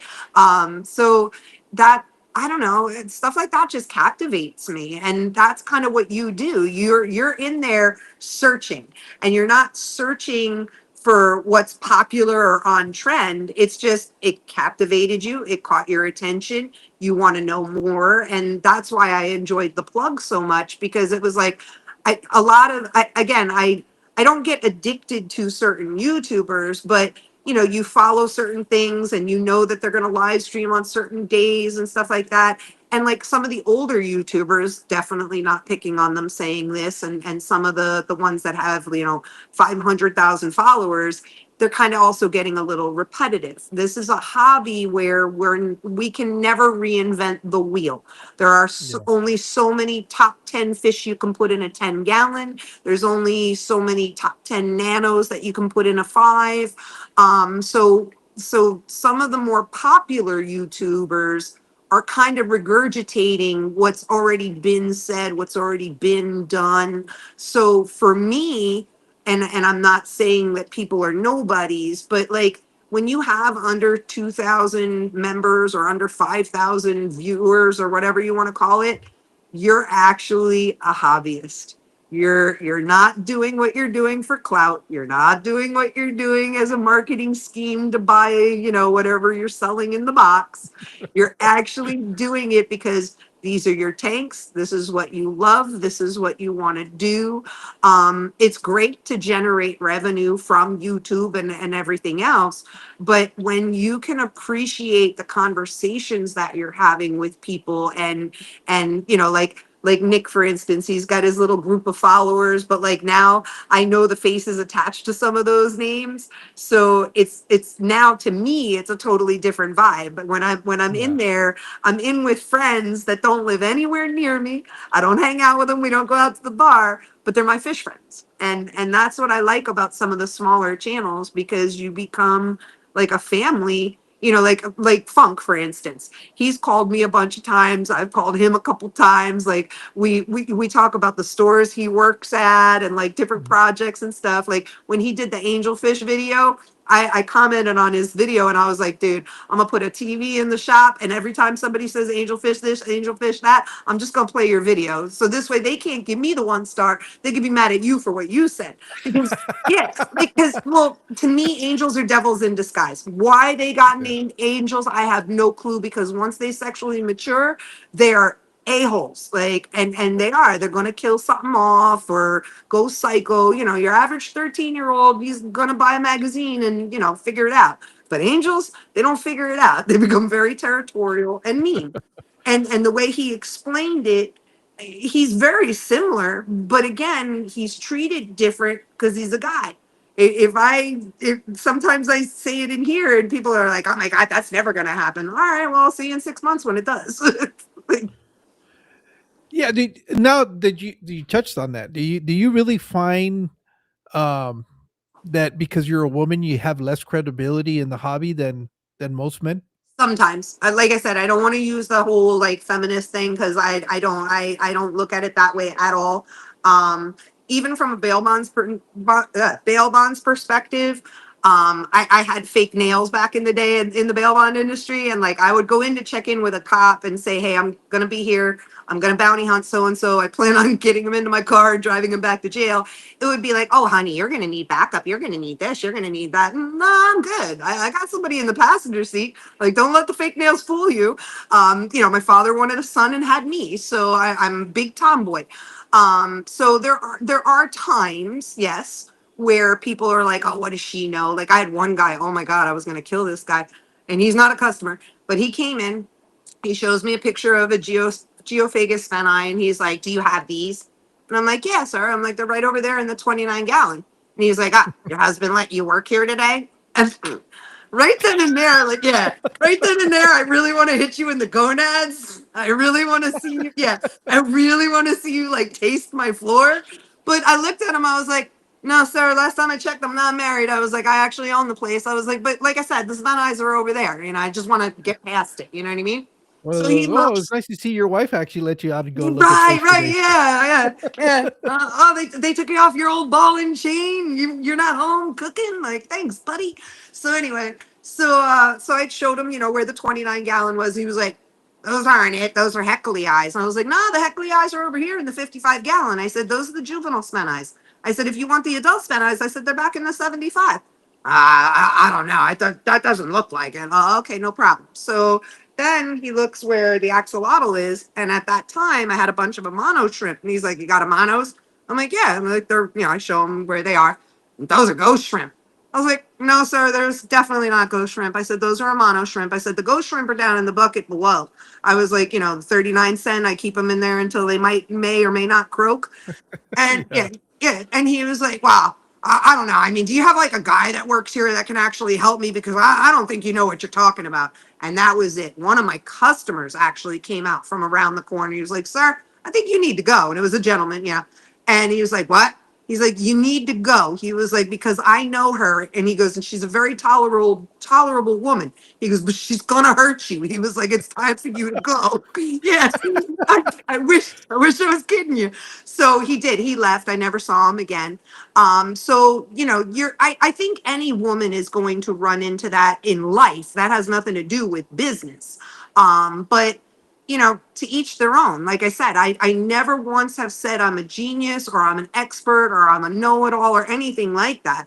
There's so much I've learned from my customers. There's my main guy that's moving to DC. He's my mentor. He worked for Petco for 13 years. When I put the key in the door here, I didn't know how to run a store. I knew a lot from the hobby. I knew how to run my fish room at home, but now we're on next level. You know, like I need net safe, make sure I don't cross contaminate, make sure I don't this, make sure I don't that. You do that at home, that's a one thing. You do it here with, you know, $3,000 worth of inventory in a tank, that's a totally different ballgame. So you know, as much as I want to say that people treat a man or a woman in business the same, that's not true. That's not, it's not. You know, it I just went through this. I had a woman that I've been friends with now because of the fish industry for quite some time. And she has her own private fish room in her home. And she's kind of putting herself out there more. And she said the same thing. Like, guys, they're very disrespectful. They're very condescending to her. Some of the same people that are out here that hate me because I'm a woman that owns a shop, now they're doing it to her because she's gotten more of a name for herself, and she's been expanding her home-based operation more. And it sucks. Like, haters are gonna hate, and I get it, but I'm stubborn where I don't think you need to do that. Like, Yeah. I don't need to be your bestie, don't get me wrong, but we can simply walk past each other and say hello and goodbye, and you don't have to be a total d-bag about it. Sorry. Yeah, I think it might be more of a generational thing. People of my generation are older. No, I'm serious because here's the thing. Us growing up to see women in positions outside of the traditional, institution or whatever Mhm. you want to call it, was not as prevalent. Whereas in today, I think society is more been exposed to everything. You know, I and I don't know. And I'm kind of curious. Do you see it coming a lot more the disrespect from the older generation than the younger generation, or it's equal? Mm, I can't really say there's much of a difference as far as older generation versus newer generation, but I think if I had to be honest with you, I don't think it's generational as much as it is what is instilled to us through television, politics, teachers, learning. Like we got into this, at least this is my theory. We got into this whole woman owned business, black owned business, this, and all this specialty niche stuff. You know what I'm really big on? Human. Are you a good human? Yeah. There's only two kinds of humans in this world. This is my philosophy, Church of Wheezy, okay? And I only got one follower, and that's me. But human matters, okay? You're either an a-hole or you're not an a-hole. You can be any color a-hole you want to be. You can identify as a freaking cow. I don't care. But if you're a nice cow versus a d-bag cow, that defines everything. Does that make sense? Yes. We Yes. Makes we perfect sense. we got on this whole participation award for showing up instead of try harder and get first, second, or third. We're supposed to be proud of people that started their own business. Nobody should be jealous of me because I have this shop. Nor should you pat me on the back for it either. But Yeah. like, there's certain people in my area that hate me because I have this store. And I've said this to Nick, I've said this to customers, and I will put it on my gravestone if I have to. And I'm saying this to everybody out there that might be hating and watching this right now. I will give you 3 grand in your pocket. Run this store for a week. Don't ask me any questions. Put in your 90 hours. Pick out all the fish. Bust your ass. And if you make it past Wednesday without quitting, I'd be proud of you. But until you can put yourself in my shoes and put that 90 hours in and work like a freaking dog, like I do to make what comes into that cash register, then stop hating on me. That's what bothers me. It has nothing to do with me being a woman in business. Like, there's this one guy down in Easton that if you look on his Facebook page for his business, it says black and woman owned. Boy, you white. You saltine white. You're not even like Triscuit white. Like, I'm kind of Triscuit white. I got like some olive complexion. I tan really well. This guy's white white. Why on your Facebook business page does it say black owned and woman owned? Stop it. I don't care what your wife is. You the person that's behind the counter 24/7. Yeah. I'll never understand that. Like, you don't need to hype your store by being something special. Nobody's special. We're just humans. So when people come in and I got that kind of attitude, again, because I'm who I am, I don't need that in the store. Yeah. I just, again, I don't promote myself to be anything other than a diehard hobbyist who's here to try to help you, and unfortunately I'm working too hard doing it. It's funny because I sometimes I don't necessarily get into these arguments anymore, but for a while there, I kind of would get into them where it's like it's not work if you love what you're doing, but I'm of the opinion, yeah, work is work. I don't care if you love it or not. Work is work. Putting in Gotta pay hours, bills. Yep. even if you love it, it's going to accumulate after a while. Yep. So, because I've heard people say, "Oh, I'd give anything to open up my own store." I said, "You got to be careful what you're wishing for because Yep. you're saying something without really fully understanding what you're saying." Yep. Um, the same thing comes where I hear people sometimes go, "Oh, I want to do YouTube full time." I said, "You want to do it full time until you're doing it full time." Right. Um, because I don't care, and I'm not even just being like this niche specific. I'm talking about in general. Life. Yeah, no, And life. there, Yeah, I there's a want to be a millionaire, really. And you want all your cousins that you never liked to knock on your door because they want to borrow $1,000. No, you don't. not even that, not even that. It's just not understanding the reality of how much work it's It really going to takes. go into. Yep. Um, there's a reason why there's a few of those people that make it is because they were willing to put in that insane amount of Yeah. work. Yeah. If I I was remember for a while married there. or I had a kid, this would not have worked. And that I couldn't have kids. That's a whole nother story. But Well, if it I could have was worked, but you would have lost not something like in the this, yeah, process. Yeah, yeah, you would have no, lost something in the process yep, to get to where you're at. yep, Uh, and that's the one thing where I don't think enough people are really honest about when it comes to the success that they've had. Whatever it is they're doing yep, is the dark side of the things. yep, It's like I was trying to get to the whole thing where I've heard people said if you ever want to work harder than you ever worked in your life is become a self-employed person yeah, because all of a sudden, that's what when they tell me, "Oh, you should do this full time or you should open up your store, in your garage and do it." I say, "Hell no." I like being able to go to work, yeah, punch in 8 hours yep, and bounce yeah, and not have to worry about whether shit broke at work yep. or they can't find X, Y, and Z. That's not my problem. My shift is over. I'm home. I'm done. You I figure it agree. out. You're Yeah, there. You figure it out. yep. That's on you. No, And I you can't had do that. one point where I had that in my life. Like my parents were self-employed all my life. I worked at a law firm at one point or another, and I could just check out.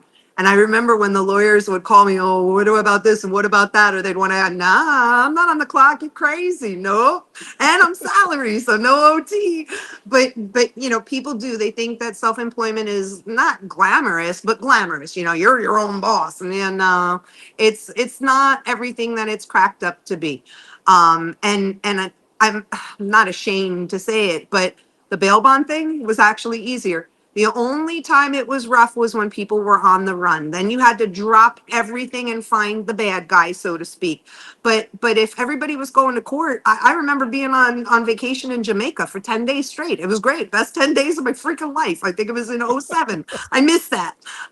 Here I can't do that. I've Yeah. never, and I mean this, I've never left here more than 48 hours. After 48 hours, I feel like I have to be back, or something's going to get screwed up. So yeah, no, being your own boss isn't everything it's cracked up to be. Yeah, and it's good for people to hear that. And that by no means is to discourage people from chasing that pursuit. Right. It's best if you understand what you're getting into. Yep. It's always sucks if you figure it out once you're in the middle of it and go, "Oh shoot, this is not what I thought it was going to be." Yep. Um, I admire the people that knowing what it's going to entail, that they still willingly take that challenge and said, "Yeah, I'm gonna go all in, and this is what I'm gonna do, Yep. and there is no option of failure." Yeah. Um, and usually those people, for the most part, end up succeeding because they're willing to commit uh, whatever it takes. Yep. And whatever it takes means 2, 3 years, 5 years without a day off Yep. until you get to a And point where it's ramen like, noodles. I microwave too many ramen noodles out of convenience. And quick shout out to two of my customers. I swear to you, a couple days before Christmas, two kids that come in, real good kids, I call them, but they're in their 20s. They come in with this big box wrapped in peanuts wrapping paper for Christmas, and I'm like, "What did you do?" I open it up and it's an air fryer. They're like, "Stop eating ramen noodles." I cried. I was so thankful, and I knew in my heart, and this is why I cried, because they were just looking out for me. They know that I eat, crap food, and I'm constantly here, and I'm constantly busting my behind. And they were walking through Target or Walmart, and they saw it and thought of me. And honest to God, that's the kindest thing in my mind. That was the kindest thing that they went out of their way and did that, because it meant the world. They see me busting my butt. And I think that's why I cried, because they know what I'm putting into this, and they just want me to be all right, Like it was sweet. It really was. But anyway, sorry. Yeah, no, I like I said, I've really been impressed with your store and what you've been doing, and Thank I you. hadn't really had an opportunity to talk to you, and I'm really happy that we were able to do this. But I've heard just so many positive things from other people that have Thank you. interacted with you and who've been around you, and so I was really really excited. I go, oh, finally I get to talk to Louise, No, it's and been fun. Yeah. and it's been one of those nice accidents that occurred, because if it wasn't for me taking a dive into trying to find something to kill time in while I was trying to catch my connecting flight, I don't think I would have ever come across your store, Mm. or any of the stores that are in that area, but particularly your store. And I don't know what it was. I don't know if it was. It had to be the name, because I associated it with another YouTube channel. Gotcha. Uh, and I was like, oh, I was curious, and I think at first I thought, oh, is that related to the YouTube channel that I've been watching?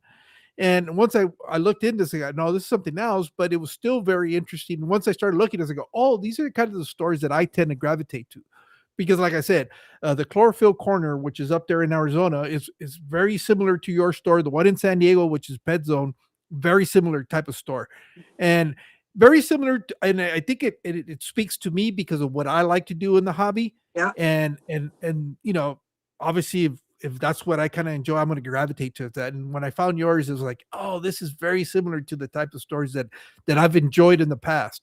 So Nice. definitely, if I get out into the Pennsylvania area, I'm definitely there for you guys I to find an hope you excuse to get up. do. Yeah, I hope Yeah. you do. Even if you don't make it to the store, I'll meet up with you at the Clash. I don't care. Like that. Oh, And I that's want to what go to I the store. well I'm willing to go all the way from the West Coast to go film the store. well, you're going to Orlando, aren't you? You're gonna be near I'm going. Funk Yes. soon. Yeah. Yeah. Oh my Yeah. God. We're You and he, Funk he together is gonna be Punk got so something. excited that I was going going into his area that he went and got a casting coach, and he wants Stop me to it. be the first. Well, he's He's about like 2 hours south of where you're gonna be, somewhere Yeah, around there. yeah. Okay, yeah. Well, I'm hoping that I'm going to be able to meet him there, and I Okay. think Uncle Joe's Fish Shack and Yeah. Aqualust are kind of within the same area. Okay. So, and they said they'll drive up to Orlando to go have dinner with us, I mean, my wife So and me. And so I was awesome. like, oh, cool. So and I even posted on my community page, hey, I'm going, towards the end of February, and it was kind of like to see who would respond and say, Right. hey, I'm in this area, you should come and check it out. I know there's Ryan from Wild Fish Tanks that's Mm-hmm. in Orlando, but I haven't been able to get in touch with him. Maybe Gotcha. that's something else that I get to go, another place that I get to go meet. So I'll see how I have just about a month before we actually head out there, and we'll see what happens. I'm envious. Like, and that's one thing that I think is really cool about where Funk is, because he's by Plant City. And it's funny because people will be like, "Oh, where do you get your plants?" I'm like, "Plant City." They're like, "Oh, come Mhm. on, stop joking." I'm like, "No, it's a real place in Florida. Like, all plants come out of Plant City." I was like, think that's why they call it Plant City. Like, but there's so many like fish farms in that area. Like, I have friends and family that live in Florida, and pre fish store, I would go down and I'd go to different fish stores, but like I didn't know the wholesalers or the fish farms and stuff like that. Now I haven't been able to go, and it's like I want to go see Rick and Tambiro from Florida Exotic. Like I buy from them, and I'm like kind of really friendly with them. We chit chat all the time. Like there's so many places now that I want to go to, and like actually just ring a doorbell and be like, "What's up? How you doing?" And like, so I think You it's can gonna pick be up my so order. cool. Yeah, like you guys usually pick and pack, but I'm here to get it in person. What's good? Like, but it's just I don't know. Like I think you're gonna have a really good time. But you and Oh yeah. Funk together kind of scares me because he's a whole like I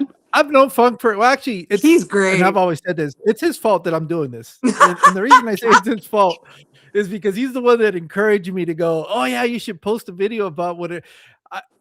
I think it was him and Monster Fish Gal that he was Okay. interviewing in a live stream.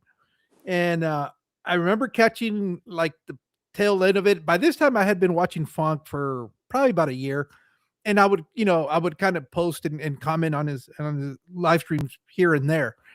And I remember they were wrapping up that live stream, and I was told him, hey, I'm thinking about opening a fish store. I mean, not a fish store, a fish club in Mexico, and it's going to be the very first one in that town. And he's like, he read the comment. He's like, dude, you need to post about that. He goes, as a matter of fact, I'll help you edit the video and do all this and this. And he got super excited about it. Yeah. And that's kind of how it went more from me just being somebody that would watch his videos and stuff like that to actually the beginning of a friendship.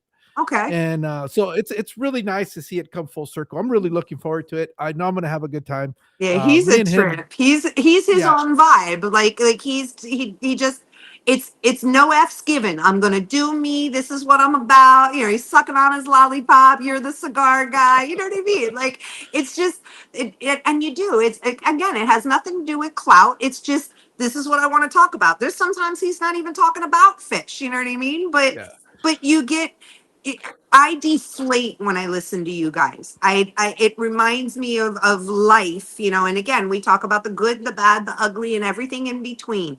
And that's to me, it's you're growing friendships. Like I when Nick wanted to put me on camera, oh my god, I hated him. I'm not photogenic. I don't want to do that stuff. I'm not about that life. I'm kind of wait. getting People have to be photogenic. How's Funk on camera? If but that's people have what to you be mean. photogenic. But that's what made me realize it had nothing to do with that, and not because Funk has some ugly mug or anything like that. Because I know he's about to rip like through the phone and choke me. It has nothing to do with that. He's his own little pit bull. But it was about again having fun and having interaction and making friends. I see capital letters over there. I can't read it because I'm blind. But I don't, if it's in caps, I know it's him. This is so bad. I'm surprised. Oh well, he can't call. I'm on mute. So anyway. Yeah, Oh God, he's gonna yell at me tomorrow. But that's like you said, you're gonna literally go from one end of the country to the other, and just based off of people that you met through yeah, YouTube, you're gonna have a family dinner with people that aren't family, but they are. And yeah, that's what makes all of this so much fun. And I wish more people could understand that. You know, again, there's a lot of salesmen on YouTube. This is nothing like that. And yeah. that's what makes it. I mean, you can see the smile on my face. That's what makes this so much fun. And I love it. I really do. Yeah, So, I think it's the people we meet along the way that yep. makes this hobby even more special. Yep. And that's again the reason I continue to do this because if you go watch it, it's like you were saying earlier. Eventually, if you're just trying to do content, you're gonna run out of ideas. I'm at Yeah. that point now where what am I gonna do? Set up another fish tank? I mean, You redid some that's and the scapes look great. Sorry. well, yeah, I know, but what am I gonna do? Tear it down and redo it again just to be able to do a video? Isn't that what I've MD never. Fish Tanks does? Oops, did I Well, say? yeah, but that's I'm kidding. I'm yeah, kidding. that's why they got a whole gallery to be able to do that. And don't get me wrong, I wish I had that problem. That would be Oh my nice to God, have that yeah. problem. Yeah. That'd be fun. He's But every woman's wet dream. And I don't know. Nick and I were talking about this. It's not the bald head, it's the accent. But anyway. yeah, but yeah, no, it's just I was gonna say something smart ass, but Okay. yeah, no, I'm gonna leave that alone. I'm gonna put that right Well, here, and I'll wait for it. MD is the equivalent to women with who's the one with oh come on, In My Tanks knows her name, the chick with the big butt and all of the Yeah, thumbnails, she's bent over. Yeah, you know, little eye yep. candy. I don't think she knows anything about fish, but she's great eye candy. All right, well shut up now. Well, yeah. I don't know. I'll be surprised. I'm going to be honest with you. I think she knows more about fish than some other people that I know that I haven't actually have watched. I videos. just see the butt I was thumbnails like, and I leave it and at that. I was reluctant. I was reluctant to give her any credit. And Funk is the one that said, "No, dude, you got to be being a stupid idiot and watch what she's saying." Okay, so I was she like, is all "Ugh." right. Good. Yeah, Then I she don't does. it's not that I take it back because I don't really watch the videos, but I take it Yeah, back in the sense that then she's working her angles for the right reasons. yeah, Let's put it that yeah, way. There's a couple more angles yeah. than I would work, but that being said, it's all about angles. I mean, she she's not a beginner, but she's not an Okay. expert either. But I don't think any of us are really experts. I No. mean, Yep. yeah, Yep. but I mean, it's it's it's legitimate. I think she Good. is actually somebody that really does enjoy keeping aquariums, Good. and she enjoys the fish that he keeps, and she knows about the fish that he keeps. Okay. That's the basic hobbyist, Yep. It's um, she gets a lot of flack. I get it. I get it. Um, but now that the longer that I've looked at it, yeah, a lot of the stuff is for engagement, I got you. and like Well, you like I was work your telling him, angles. I know I'm joking about the extra angles, yeah, but yeah, you yeah. do. We all we and But again we want our there's views, we want the income. So I get it. And again, if you're generating the income off of YouTube and that's paying for the fish tank and that's paying for the fish that you're buying, then good. There's nothing wrong with it. It's just, do you have good intentions? And I'm not saying she yeah. doesn't. I'm just saying overall Well, I as a don't know what hobby. her intentions are, but I mean, as far as the information that she'll provide, it's no It's worse than accurate. anybody else. Yeah, it's just Good. it's you could tell it's not a script that is being read, Gotcha. because there are some of that, where Oh it's yeah. like you can almost see the eyes darting at the board that's over Yeah, when there somebody's looking over here and it's like, so what I was saying is no good. Yeah, no, no, no. It's legitimate in the point where it's at least personal experience. You Good. know, I'll give her that much credit. Good. And and for all I know, because they're not fish that I keep, maybe she does know what she's talking about when it comes to cichlids. But I haven't heard anything where I would say, oh, that's total BS. Nah, I mean, no different than the information you're going to hear from me. So I Good for I her then. I give her credit for that aspect. Now, what the intentions are for the channel and all that stuff, that's debatable. That's all for debate, and people can draw their own conclusions. But I you think know, we're always, and not we as a whole, but people are quick to judge without looking. And like I said, I did the same thing. I'm just like, those thumbnails, man. She's working her oh, ass I off. was guilty 100% of being judgmental. Yep. One hundred Yep. percent. Yep. But see, Uh, I say the same thing about MD though. I mean, he's informative. And of course, every time he's using API, I'm like, it's because they pay you. I'm yeah, not a fan but of he's never API, but made any that's just qualms me. about that. You see, people Exactly. that are very upfront about what they're Yep. doing, Then you have I to don't have to respect it. like what you're doing, Exactly. but I respect what you're doing, Exactly. As because long as you're upfront about it. Yep. you're not trying to fool anybody about it. And I don't have to agree with it. I don't have to like it. That's fine. Yep. Everybody's entitled to make their own choice Yep. and opinions. The problem I have is when people are deceitful. That's when it's Yes. kind of like, okay, Yep. that's not fun. But Yeah. When you're on the everybody, payroll, acting like you're not on the payroll and you keep doing what you're doing. I recently had a company send me an email and it's like, oh, you haven't placed an order with us in a while. And, you can send us pictures of the stuff that's not selling because, we can send you some marketing materials and this, that, and the third. And I deleted the email because the products have changed. The mission statement behind the products have changed. Certain things are not moving here because a lot of people have a lot of opinions on why they're not moving. And I'm not gonna, dig too deep on this. yeah. But I was kind of insulted by the email because I know how to market your product. There's no YouTube video you can send me that's going to make me be able to sell it. I can't move it to a Well, different shelf or anything like that. It's when the company says that just the company name sells the product itself, That's not true. Yep. And I don't buy into that. So I yeah. deleted the email because I was insulted because if I would have responded to the email, I would have said, look at the picture that's on my Facebook page from 6 months ago. Here's the picture of the product sitting on the very same shelf. Look at what's missing versus what's still here. What do you think I'm doing wrong? Because I'm pretty sure it's not a me thing. Yeah. Like your prices went too high. People figured out that your product is this product, Well, but no, watered people didn't down or figure out. whatever. No, Somebody exposed them. well, like I said, I'm trying to plead the fifth about a lot of this so that, but I'm even not. me, Well, I'm gonna put his young ass on blast. even me as a hobbyist, I'm bothered by certain things this company is doing, Mm. because I think what this company is doing lately is hurting the hobbyist breeders, like 3D printing, for instance. 3D printing, I think, belongs on Etsy. I think that belongs on mom and pop basement operations to pay the electric, to pay for their fish food, to pay for their hobby.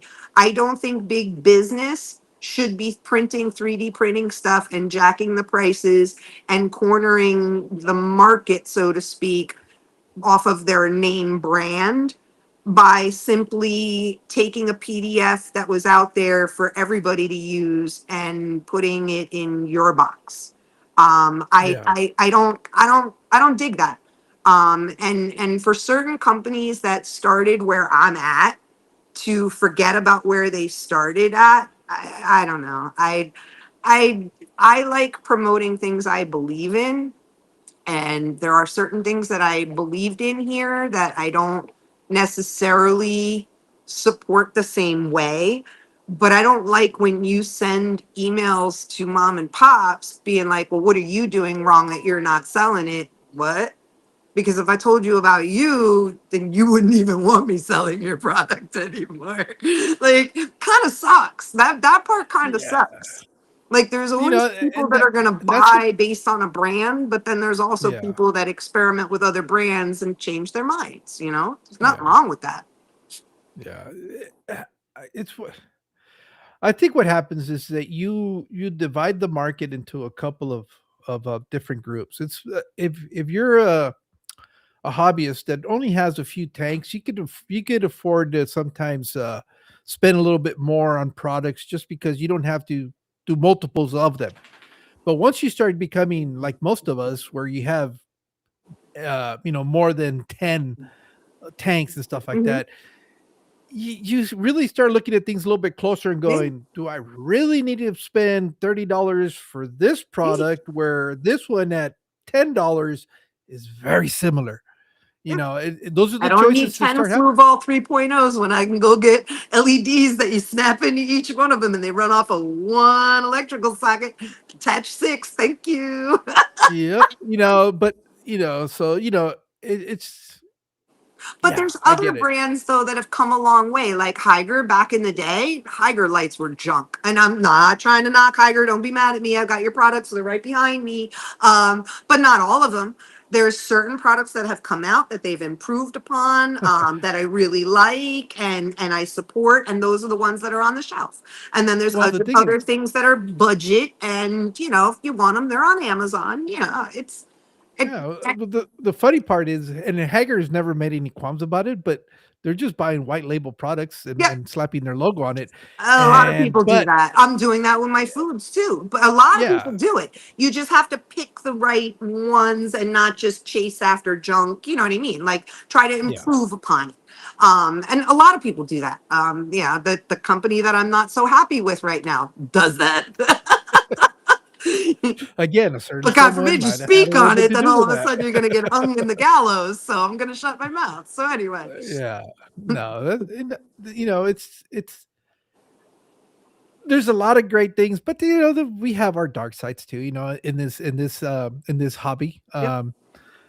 But I think for the most part, um, it's a very positive hobby. It's a Yes. very, I think it's a very fun community to be a part Yep. of for the most part, Yep.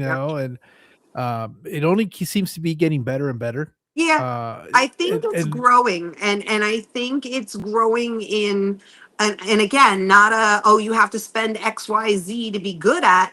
It's growing in the, well, I tried it this way and you tried it this way, and what can make everything work. And I like that.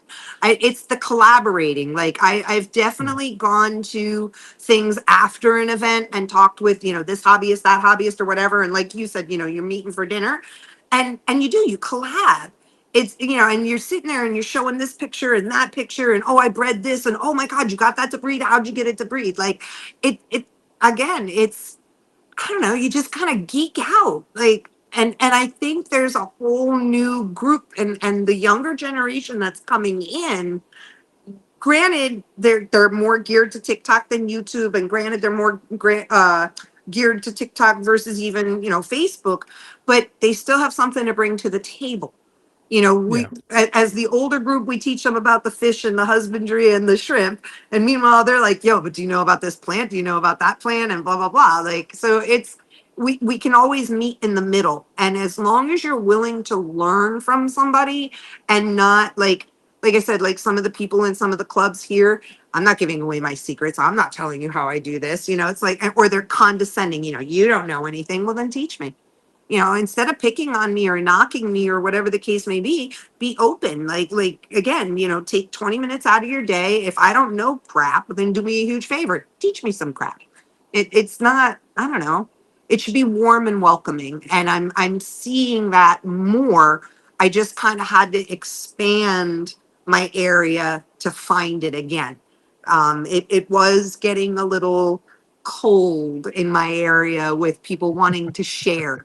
The good Yeah. old boys club was one thing, but like even like there's this one store that like again, I don't believe in store loyalty. There was nothing Mm. that brought me more enjoyment than on a Sunday, a friend of mine and I would get in the car, we'd drive out to Philly, we'd get a Philly cheesesteak, and we'd just shop hop and then drive home.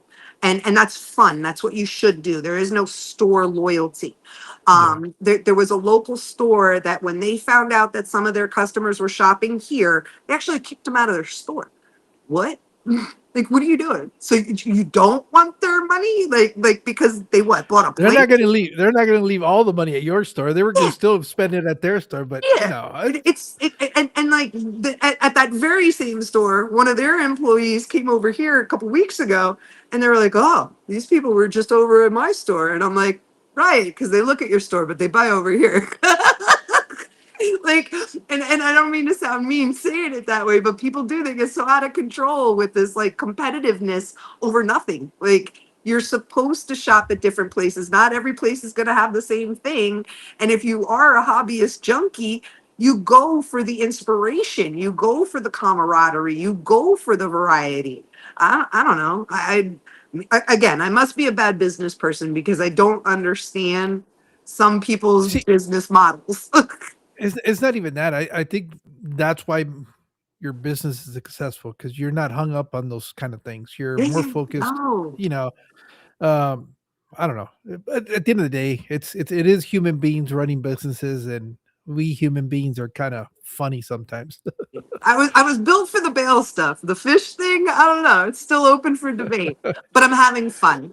Honestly. I mean, for every frustration, I'm not gonna lie. This I am so glad I did this. Like I just even like I said, my favorite thing, like when the mailman comes and Amazonas magazine drops, I can skim through that sucker, and I swear to God, 70% of that stuff is already in the shop. And that's like, because I'm not like, I smile a lot.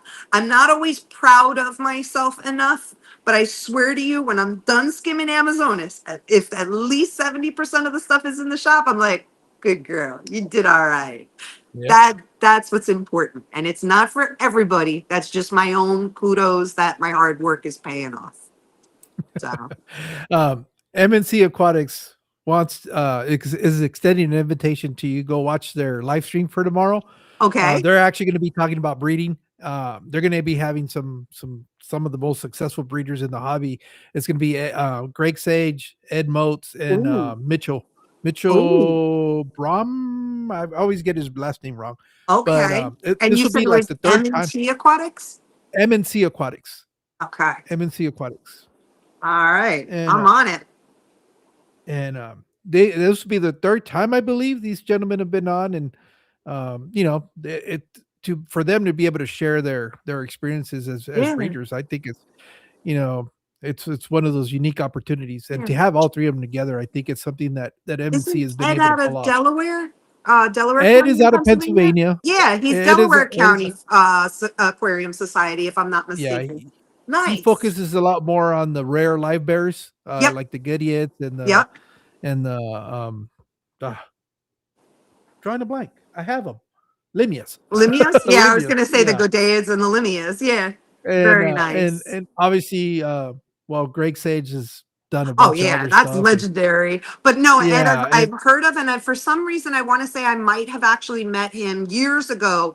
I made it to one swap for Delaware County, and it was actually really cool. It was at a church, and the women that are the churchgoers there, they were cooking a bunch of, I think it was, if I'm not mistaken, Polish food and pierogies and about. Oh, I took back so much food, you have no idea. I filled my freezer with goodies from that event. But yeah, I'm pretty sure I met Ed before. But anyway, go ahead. yeah, I'm in on that. yeah. So they wanted to make sure you were able to go to that, but I mean to not miss out on it. Yep. And he's got the last two, I think, up on his YouTube page. Okay. So it's something that you could probably catch up on while you're working in the shop. Definitely. But yeah, but other than that, I think we can wrap it up. We've been at it this for 2 hours. I don't know Are if you you're aware of that. serious? Oh my God, Yeah, it's 10 and o'clock. I I know still you've have to been at. drive home. Yes, and that's why I'm kind of. We could probably do this another 2 more hours, but No, I know I you got had to a get home, blast. and hopefully it's not the last time. Hopefully we get to have you on again and see how things are going with your store and Definitely. everything else that's going on, and maybe in the near future actually get to meet in person. I was going to say, I really do hope that we get to meet in person sometime, but I did. I had a blast. Thank you so much for having me on. I hope you have a great night. All right. Thank you, and everybody that hung out with us. Thank you so much for being here. I'm sorry I wasn't as engaging in the chat as you typically know. I'm terrible about that, but it's because I get distracted so easily. I have Squirrel. it's the whole the dog and the squirrel kind of thing. That's so real with me. I get sidetracked. But nonetheless, thank you guys so much for being here, and enjoy the rest of your weekend. And we'll see.